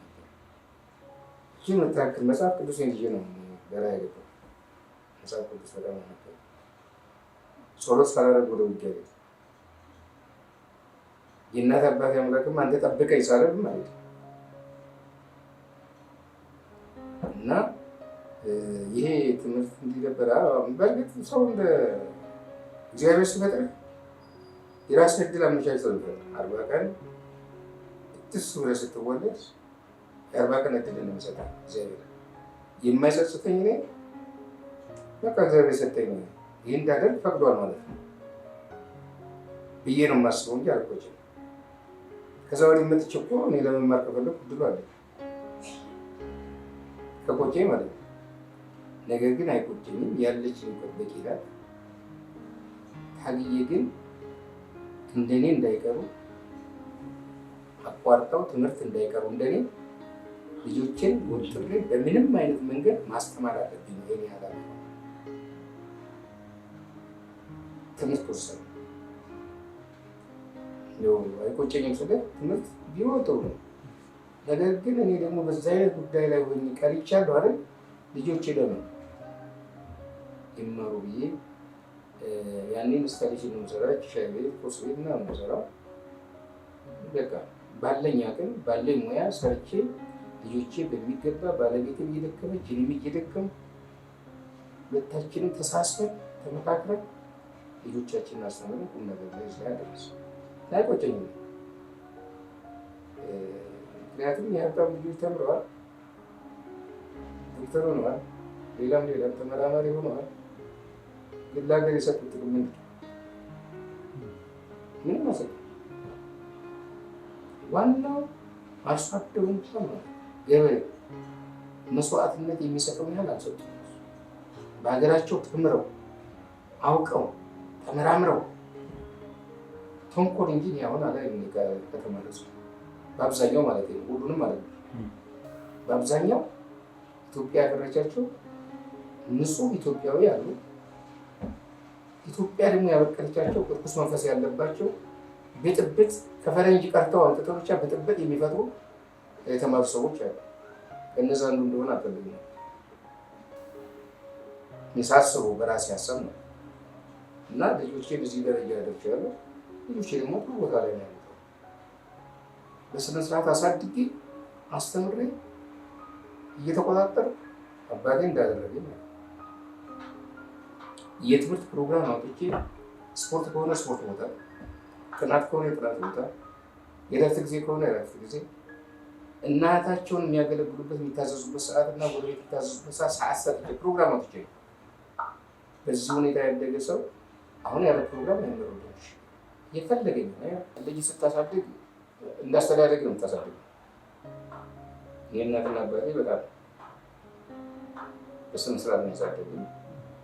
እርግጥ ጓደኛ ይጠፋል ብለህ አታስብ። መጥፎ ጓደኛ አለ፣ ጥሩ ጓደኛ አለ። ግን ቤተሰብ ተቆጣጥሮ ከዛ ከመጥፎ ጓደኛ የሚያድን ከሆነ የሚያስጥል ከሆነ አንተ ወደዛ ወደ ቤት ነው ያለው። መርካቶም ተወሰነ ወቅት ቆይቼ ነበር እና ብዙ ዲስፕሊን ጉድለት ያላቸው ብዙ ሰዎች አሉ። ሳያቸው ምን ሆኖ ነው ግን እንደዚህ የሚሆን ትላለህ። ራሴ በራሴ እየታዘብኩ ማለት ነው።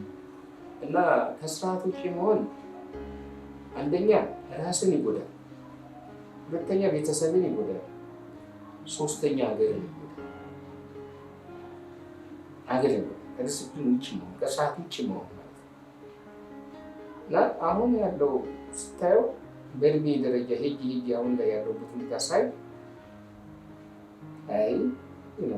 አይ ገና የሆነ ነገር ቅን ነገር ልትነግረው ስትል አወኩ ማለት ነው። ሌላ በቃ እንደዚህ አይነት ትውልድ ከመጣ እንዴት አድርጎ ነው የሀገር ፍቅር የሚኖረው? እንዴት አድርጎ ነው ሀገር የሚያሳድገው? እንዴት ነው ዳር ድንበር ጠብቃለሁ ብሎ የሚያስበው? ጥሩ አድርጎ 27 ዓመት ጥሩ አድርጎ አስተምሯቸዋል። በቃ ጥሩ አድርጎ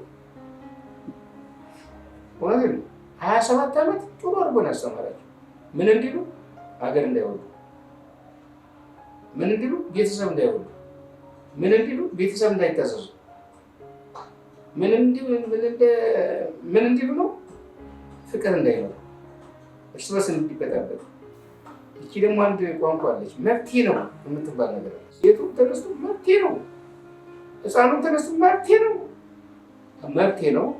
ይቺን አስተምሮ ላለመታዘዝ ነው መብቴ ነው። በእርግጥ የሰው ልጅ መብት ይኖረዋል። መብቱ ደግሞ የሰው መብት እስካከበረ ድረስ ነው መብት ነው። የሰው መብት እስካከበረ ድረስ ብቻ የሰው ልጅ መብት ይኖረዋል። እኔ አንተን አሁን ካላከበር አንተ ስመጣ እኔን ካላከበር ምንድን ነው የሚሆነው? መከባበር ከምን ይነሳል? ከቤተሰብ ይነሳል። መከባበር ከጎረቤት ይነሳል። መከባበር ከዛ በኋላ ለሀገር ነው እና መከባበር ሀገርን ይጠብቃል። ቤተሰብ ብቻ አይደለም። የሀገር ፍቅር ይኖራል። ዳር ድንበር ሊጠብቅ ፍቅር ይኖራል። የሀገር ፍቅር ይኖራል። መነሻው ከቤት ነው፣ ከአካባቢ ነው። ከዛ ቀጥለ ደግሞ ወደ ሀገራዊ ወደ አህጉራዊ ትሄዳለህ። ክፋዊ አስተሳሰብ ካለ ነው አንተ ልትኖር ትችላል። ወደ ሃይማኖት ስትመጣ ደግሞ በሃይማኖት በኩል ጸንተህ መኖር ነው። አንተ በምታምነው የሌላውን አለመጋባት ነው። በራስህ ሃይማኖት ጸንተህ ትኖራለህ። ምክንያቱም አዳምና ሔዋን ሲፈጥር ሰውን ፈጥሯል። ሰው የተፈጠረው ምድር ላይ ፍቅር ሙሉባት ብሏል እግዚአብሔር ፈጣሪ ያለ። ፍቅር ከሌለ ከማንም ጋር ጥሩ ህይወት ነው። ሰው ማታከብር ከሆነ አትኖርም፣ አትከበርም። እና ሰላም ገንዘብ ሰርተህ የምታገኘው ታማኝነት፣ ቅንነት፣ አካባቢ ጋር ስትስማማ፣ ከቤት ጋር ስትስማማ ነው ሰርተህ የምታገኘው የምትለወጠው። አለበለዚያ ስራ የለም። ተገለህ ዝም ብለህ አሁን ይህን ዕቃ ስናየው አገልግሎት ይሰጣል፣ ግን አይናገርም። አገልግሎት ግን ይሰጣል፣ ትጠቀምበታለህ። ከተበላሸስ ትጥለዋለህ። ሰው ስትነግረው ከአንተ ጋር ካልተግባባ ይሄ ዕቃ ነው ብለህ ትጥለዋለህ፣ ታገለዋለህ። ስለዚህ ከሰው ጋር ለመኖር ምን ያስፈልጋል? መጀመሪያ ዲስፕሊን ነው፣ ፈሪሃ እግዚአብሔር ነው። መጀመሪያ ደረጃ ፈሪሃ እግዚአብሔር። ከዛ በኋላ ፈሪሃ እግዚአብሔር ካለ ሁሉንም ታከብራለህ። ዲስፕሊን ይኖርሃል፣ ስርዓት ይኖርሃል። ያረማመድህ የአካባቢ ላይ አረማመድህም፣ አመጋገብህም፣ ውሃ ስትጠጣ አንድ ነገር ስትጠጣ እንኳን ወታደር ቤት ምን ይላል መሰለህ? አጠጣጥ ራሱ ድምፅ አይኖረውም። ለምን? ስርዓት ስለሆነ። አንዳንዱ ሆነ የሆነ ድምፅ የሚሰጥ ነገር እየሰጠ ነው የሚጠጣው። አንዳንዱ ደግሞ ቀስ ብሎ ነው የሚጠጣው። ከዚህ እንኳን ወታደር ቤት አይፈቀድም። የሚንቀጭን የሚያብረቀርቅ ነገር ለብሰው መሄዳት ትጥቅህን ምንን አሟልተህ ከማሟላት ውጊያ ከመሄድ በፊት በተዘጋጅበት ሰዓት አለ። ሰዓቱን ካላከበርም ያም ወታደር አለ። የውጊያ ሰዓቱንና ሰዓቷን አክብሮ በቦታው ካልተገኘም ወታደር አለ። ምክንያቱም ህይወቱን ያጣል። ህይወቱን አጣ ማለት ሀገር አጣ ማለት ነው። ወታደር ከሌለ ሀገር አለ። ስለዚህ እሱ ራሱን ካልጠበቀ ሀገር ተጠበቀች ማለት አይደለም። እና ወታደር ቤት ቢሆን ስነ ስርዓት፣ ዲሲፕሊን የምትባለዋ ነገር፣ ስነ ስርዓት የምትባለዋ ነገር፣ አቋምህ የሚለካው ጠላት እኮ ገና በእርምጃ አቋም ጥሩ ከሆነ በሩቁ ነው የሚፈራ ጠላት። የምትልፈሰፈስ ከሆነ ያልፈሰፈሳለ እዛው ይጨርሳል። እና ወታደር ቤት ሁለገብ ነው። ሲቪል ጋር ስትመጣ ህብረተሰቡ ጋር ስትኖርም ያው ነው የሚመጣው።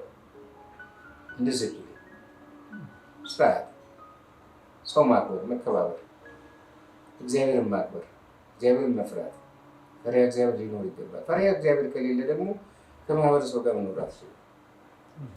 የኔ ልጅ አንደኛው ሁለቱ ቴኳንዶ ናቸው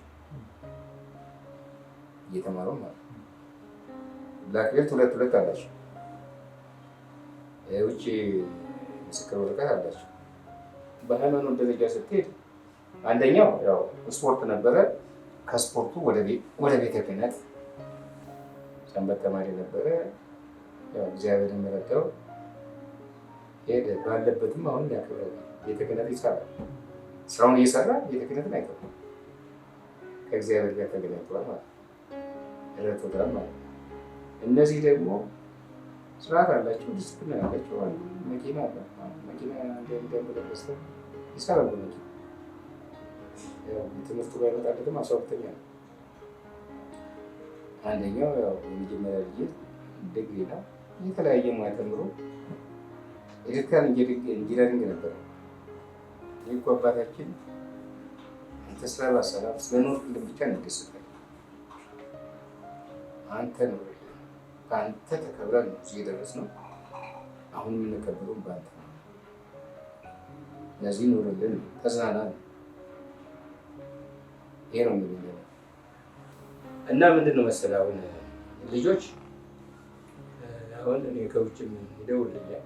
አባት የሚቸግርህ ነገር ካለ ጠይቀኝ። እኔ ራሴን አልጣልኩም፣ ምን ጠይቃቸዋለሁ ምናምን። ያ የአባትነታችን የልጅነታችን ልናደርግ ነው እና ይመስገን እግዚአብሔር ምስጋና ይድረሰው። አይዞህ ባይ ናቸው። በቃ ልጆች ደግሞ እኛ እንስራ ተፈተፈ ነገር በቃ እስካሁን ደክመሃል፣ አንቺም ደክመሻል። እናታችን እረፊ እና ልጆቻችን ይህን ያህል እንትን አላቸው፣ ለእናትና ለአባታቸው ፍቅር አላቸው። ይህን ያህል ሀሳብ ኑሯቸው እኛ ምንም እንዳይቸግረን እኛ ምንም ነገር እንዳንሆን እያሰቡ እያኖሩ የራሳችን ገቢ የራሳችን እንትን ባይጠፋም ግን እንደ አባትና እንደ ልጅ ማደረግ የሚገባውን እያደረጉልን ነው ለማለት ፈልጌ ነው። የሁሉም ቤተሰብ አንድ ነው። የኔ ለየት ያለ ቤተሰብ አንደኛ የአባት ፍቅርና የእናት ፍቅር እንዲኖራቸው አብረን እናትና አባት ሳንለያይ እየተቆጣጠርን ያስተማርናቸው ውስጣቸውን የምናውቅ ውስጣችንን የሚያውቁ ልጆች ናቸው እና እግዚአብሔርም ደግሞ ሲፈጥራቸው በጎ አድርጎ የፈጠራቸው ናቸው ማለት ይችላሉ። ለምን ሌላውን ስታየውና የኔም ቤተሰብ ሳየው አንድ ላይ እምነት ደግሞ የምሰጠው ደግሞ ውስጣቸው ስለማውቅ ነው፣ ስላሳደኳቸው ነው። ምን አስተሳሰብ እንዳለው ምን አይነት እምነት እንዳለው እንኳን አይደለም ለእኔ ለአካባቢ ራሱ ታማኝ ናቸው።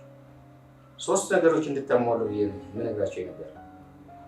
አንደኛው በትምህርት በልጦ መገኘት ነው። ሁለተኛው ፈሪሃ እግዚአብሔር ነው። 3ኛው ታማኝነት፣ መታዘዝ።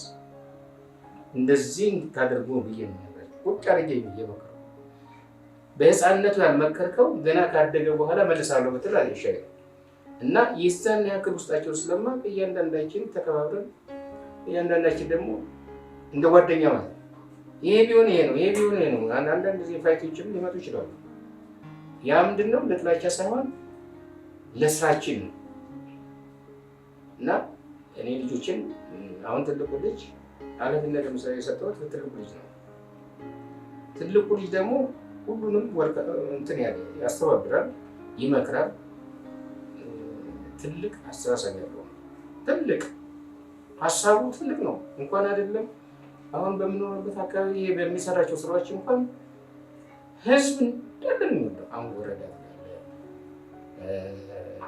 ክፍለ ከተማ ትላለ፣ አካባቢ ትላለ። ያንተ ልጅ እግዚአብሔር እኮ ባርኮ ነው ሰጠኝ። አዎ ፈጣሪ ይመስገን። እግዚአብሔር አምላክ መድኃኔዓለምን አገልግያለሁ። መድኃኔዓለምን ደግሞ ሳገለግል እነሱን ባርኮልኝ፣ ስለዚህ የባረከልኝ ደግሞ እግዚአብሔር ይመስገን ያለው መኖር ነው። ካመሰገናችሁልኝ እግዚአብሔር ይስጥልኝ፣ እናንተም እግዚአብሔር ይባርካችሁ ነው። ስራ ምስክር ነው አይደል? ስራ ምስክር ነው። ሌላውን ማስተያየት ይሰጠኛል ለማለት ፈልጌ ነው። እኔ ብቻ ሳይሆን ልጆቼ የተባረኩ ናቸው። ለእኔ የሚያስቡት እኔ የምሰጣቸው እምነት፣ በእርግጥ አንተ ሁሉም ነገር እምነት ትሰጣለህ ማለት አይደለም። ለምሳሌ አንተ የምታደርጋቸው ነገሮች ይኖራሉ፣ ለእነሱ ደግሞ የምትሰጣቸው ነገሮች ይኖራሉ። ምን ይህን አንተ እንዲህ ታደርጋለህ፣ ይሄ ደግሞ እንዲህ ከሌ እንዲህ ያደርጋል፣ እኔ ደግሞ ይህን አደርጋለሁ፣ ባለቤቴ ደግሞ እናታችሁ ደግሞ ይህን ታደርጋለች። ይሄ ስራ ክፍፍል አለ። የማይሆነው ቦታ ላይ ቢገቡ ደግሞ እነሱም አይገቡበትም እንጂ ውጤት አይመጣም። የሚሆነው ላይ መድበናል። በቃ ቤት ሰጥተናል፣ ሱቅ ሰጥተናል፣ ይህን ኮምፒውተር ቤት ሰጥተናል። አንዱ ትልቁ ማኔጅ እያደረገ ስራውን እያስፋፋ አሁን ጥሩ ላይ ያለንበት ቦታ ላይ ያለነው እግዚአብሔር ይመስገን። ያው ሾፌሩም ቢሆን ያው ከትራፊክ ጋር ቢታገል ያው እንግዲህ ካገለ ያገኛል ማለት ነው። ትራፊክ መቼም ሳይወቀስ ሊኬድበት የለም። መንገድ ትራንስፖርትና ትራፊክ እግዚአብሔር ይስጣቸው። ሌላ ምን ይላል? የልቦናቸውን ነው እንደ ስራቸው። ትራፊክ በተለይ አሁን የማሰበት ሆን ብሎ እቁብ ለመጣ ክበል የሚል ሁሉ አለ። እቁብ በስውር ነው። እቁብ ካልጣልክ ያው ተሰጣለሁ ዋጋ ነው የሚልም አለ እና ትራፊክ ላይ ችግር አለ እንጂ ልጄ በዚህ አይነት ሁኔታ አንዳንዴ እንትን እያለ አንዳንዴ እየሾላለለ ስራዎች ይሰራሉ። በህጋዊ መንገድ ነው የሚሰራው። ግን እንደው የፈለገ ነገር ብታሳያቸው ያችን የሚፈልጓት ነገር ካላገኙ አይመለሱ። ተላልፎ አይደለም ወይ ትርፍ ጫንቃ አይደለም። የሆነ ነገር ሲያገኙ የሆነ ነገር እዚህ ጋር ተለጥፋለች ምናምን አንተ መንጃ ፈቃድ ነው እንደዚህ ከምን የተነሳ እንደሆነ እኔ ሊገባኝ አይችልም። መንግስትም ዝም ብሎ ያለ ወይስ ራሱ ነው ያዘዘው እና እንደዚህ አይነት ሁኔታዎች አሉ እንጂ ያም ውጭ ነው የሚሰራው። እንግዲህ እኛን የሚደግፈን በተለይ የሚረዳን ደግሞ እሱ ነው። በ40 ቀን እድል ሲሰጥ ያንን የወሰነው ውሳኔ መልሰህ ብትቆረቆርበት አይሆንም። ምክንያቱም ከእግዚአብሔር ውጭ ስለማንሆን ማለት ነው። እኔ ማስበው ለምሳሌ ቀደም ሲል ነግሬያለሁ። ጓደኞቼ ከጦር ሜዳ ስመለስ ተምረው ጨርሰዋል፣ ልጆች ወልደዋል፣ ቤት ሰርተዋል እና ያን ሁሉ ሳይ ምን መሆን አለብኝ ብዬ ሳስብ እኔም እንደነሱ ለመሆን መቀጠል አለብኝ ነው ያለፈውን ነገር እንደገና እንደዚህ ብዬ በቆጭበት እግዚአብሔር ከፈቀደልኝ ውጭ ልሆን አልችልም እና አሁን ያለሁበት ደረጃ ደግሞ እንድደርስ አቀድኩ። እናቴም የሆነ ምክር ሰጠችኝ እና ልጄ እኔ እንደው በህይወቴ እያለሁ ልጆች ወደ ማየት ፈልጋለሁ የምትል የቤት ስራ ሰጠች። በቃ ያቺን የቤት ስራ ይዤ ሁኔታዎች ሁሉ አስተካክዬ እዚህ ላይ ደረስኩ። እዚህ ላይ በመድረሴ ደግሞ ደስተኛ ነኝ፣ በጣም ደስተኛ ነኝ። ለምን ካቀድኳት ከእናቴ ጀምሮ እስካሁን ድረስ ያለሁት ያቀድኩት እቅድ ተሳክቷል። ያ የተሳካው እቅድ የባለፈውን ሊያስታውሰኝ አይገባም ብዬ አስባለሁ። ለምን ያ አልፏል፣ በቃ አልፏል። መሆን የሚገባውን እግዚአብሔር እዚህ ላይ ትቆያለህ፣ ከዛ በኋላ ደግሞ ይህን ታደርጋለህ ብሎ የእግዚአብሔር ውሳኔ እንጂ የእኔ ውሳኔ አይደለም። እንደ ሰው ሳስብ ግን ቢሆን ጥሩ ነበር። ከልጅነት ጀምሮ እንደነሱ ቢሆን ጥሩ ነበር፣ ግን አልሆነም። እግዚአብሔር ውጭ ስለማይቆም እግዚአብሔር ፈቃድ ስላልሆነ ከእግዚአብሔር ፈቃድ ወጥቼ ደግሞ እንዲህ ነው ብዬ ባሰብ ደግሞ እግዚአብሔርን ማስቀየም ይሆናል ብዬ አስባለሁ። እና እኔ አሁን እዚህ የደረስኩበት ደረጃ ላይ ስደርስ በጣም ደስተኛ ነኝ። በጣም ከሚገባው በላይ እንኳን አይደለም እኔ ሌሎችም እንኳን ደስ ያለ እንኳን እንደዚህ ኖርክ የሚሉኝ ሰዎች አሉ። በብዛት ጓደኞቼ፣ የባለቤት ጓደኞቼ እንኳን እዚህ ደረስክ፣ ጎበዝ ናችሁ፣ ተጣጥራችሁ ምን ብላችሁ ልጆቻችሁን እዚህ ማድረሳችሁ ራሱ ትልቅ ስራ ሰርታችኋል። እግዚአብሔር ይባርክላችሁ፣ እግዚአብሔር ይባርካችሁ እናንተ ብለን ነው የምንኖረው እና የሚቆጨኝ ነገር እዚህ ስለደረስኩ እግዚአብሔርን አመሰግናለሁ። ምስጋና ለእግዚአብሔር። መጀመሪያ ከሀገር ሰላም እንዲጀምር አባቴ ሀገር ሰላም ይሁን ዋናው ሀገር ሰላም ቢሆን የምመኝላችሁ እናንተን በጥሩ ስነምግባር በጥሩ ስነስርዓት ይዛችሁ ፈሪሃ እግዚአብሔር ኖሯችሁ እግዚአብሔርን አክብራችሁ ሰውንም አክብራችሁ በጊዜውና በወቅቱ የሚመጡ የቴክኖሎጂ ሙያዎችን እውቀትን መሸመት እግዚአብሔር ሳትሱ ደግሞ ያንን መሸመት ሀገርን ከምንም በላይ መውደድ ህዝብን መውደድ የሀገር ፍቅር ሊኖራችሁ ይገባል። ዋናው የሀገር ፍቅር ነው። የሀገር ፍቅር ከሌለ ይሄ ትውልድ የትም አይደርስም። የሀገርን ታሪክ መርምሮ በማወቅ በመማር በመጠየቅ በመመራመር እዛ በኋላ ደግሞ ወደ ሀገር ፍቅር የሀገር ፍቅር ሊኖር ይገባል። የሞሩ ተመራምሮ ማለት ነው። ሀገር ፍቅር ከሌለ እድገትም የለም፣ ምርምርም የለም፣ ሁሉም ነገር የለም እና በመጀመሪያ ፈሪሃ እግዚአብሔር ሊኖራችሁ ይገባል። ወጣቱ ሊኖረው ይገባል። ሁለተኛ እናትና አባቱን ማክበር አለበት። ምክንያቱም እናት 9 ወር አርግዛ ተሸክማ ወልዳ አሳድጋ አስተምራ ያደረሰችን እናት እንደ እናትነቷ መከበር መቻል አለበት። አባት ወጥቶ ወርዶ አሳድጎ ቁም ነገር ላይ ሲያደርስ እንደ አባት መከበር አለበት። ይሄ ትውልድ መማር ያለበት ይህ እነዚህ ነገሮች ነው። ከዛ በኋላ ደግሞ ከቤት የመነጨው ደግሞ ወደ ሀገር ፍቅር ይሸጋገራል። ሀገር ፍቅር ነው ዋናው። ሀገርን ካልወደድክ እናት አባትንም ምንም መስሎ አይታይም። ሀገርን መውደድ፣ ሀገርን ዳር ድንበር መጠበቅ፣ ራስን ለማክበር ደግሞ ሰው ማክበር ይጠይቃል። መከባበርን ይጠይቃል። መከባበር ከሌለ፣ መተሳሰብ ከሌለ ሀገራችን ላይ ምንም የእናንተ ህይወት ወደፊት ይቀጥላል የሚል ሀሳብ የለኝም። ምክንያቱም ህይወት የሚመነጨው ከእነዚህ ነገሮች ነው። ራስን ማክበር፣ ሰውን ማክበር። ሰው ስታከብር ራስን ትከበራለህ። እና ይህ እነዚህ ነገሮች ቢሟሉ የወደፊት ህይወታችሁ የሚስተካከለው በመከባበር ላይ ነው፣ በፍቅር ላይ ነው፣ በመታመን ነው። አንዱን ከአንዱ አዋቁ እዚህ ጋር እዛ ጋር ደረጃ ደርሳለሁ ምናምን ይባል ደግሞ እግዚአብሔር ደግሞ እዛ ላይ አለ አይወዳትም። ይህችን መሰናክል ይፈጥራል። እና በመጀመሪያ እግዚአብሔርን ማመን ያስፈልጋል። በእግዚአብሔር መታመን ያስፈልጋል። በሰው ዘንድም መታመን ያስፈልጋል። እና ክቡር ደሙን ሰጥቶ ነው እኛን ሰዎችን በዚህ ምድር ላይ እንድንኖር ያደረገንና መጀመሪያ ፈሪሃ እግዚአብሔር ሊኖረን ይገባል። እግዚአብሔርን እናከብር ይገባል። ያ ከሌለ ምንም ሰዎች ወጣቶች ምናምን ወደፊት እንዲህ አድርጌ በሳይንስ እንደዚህ ወጥቼ አይደለም። መጀመሪያ ከቤት ነው። አንድ ነገር ሲጀመር ጽኑ ስራ ሲጀመር ከቤት ነው። ከዛ ወደ ጎረቤት ነው፣ ወደ አካባቢ ነው፣ ከዛ ወደ ሀገር ነው፣ ከዛ ወደ ዓለም አቀፍ ደረጃ ነው የሚደረሰው። እና እነዚህን አስታውሶ ወጣቱ ለሀገሬ ይህንን ክብርና ሰላም መኖር የሚችለው የሀገሬ ዳር ድንበር ስትጠበቅ ነው ብሎ ማሰብ መቻል አለበት። መጀመሪያ እግዚአብሔርን ሲፈራ ነው የሁሉ ይህ ሁሉ አስተሳሰብ የሚመጣው ከታች እና እግዚአብሔር አምላክ እናንተን ወደፊት እቺ የተመሰቃቀለች ሀገር ሰላም አድርጓት፣ አንድ ሆነን ተፈቃቅረን ተቻችለን አንተ ትብስ አንቺ ትብስ ተባብለን የምንኖርባት ሀገር እንድትሆን ለእናንተ እመኛለሁ። ለወጣቶች ይሄ በሚዲያ ሲወጣ ለሌላው ትምህርት ይሆናል የማስበው ነው ይሄ ሁሉ የተናገርኩት እና እኔ የቤተሰቤን ህይወት መናገር የቤተሰቤን ውጣ ውረድ ውጣ ውረድ ከዛ እስካሁን የደረስኩበትን ነገር የምናገረው ለወጣቱ ትውልድ ትምህርት ይሆናል።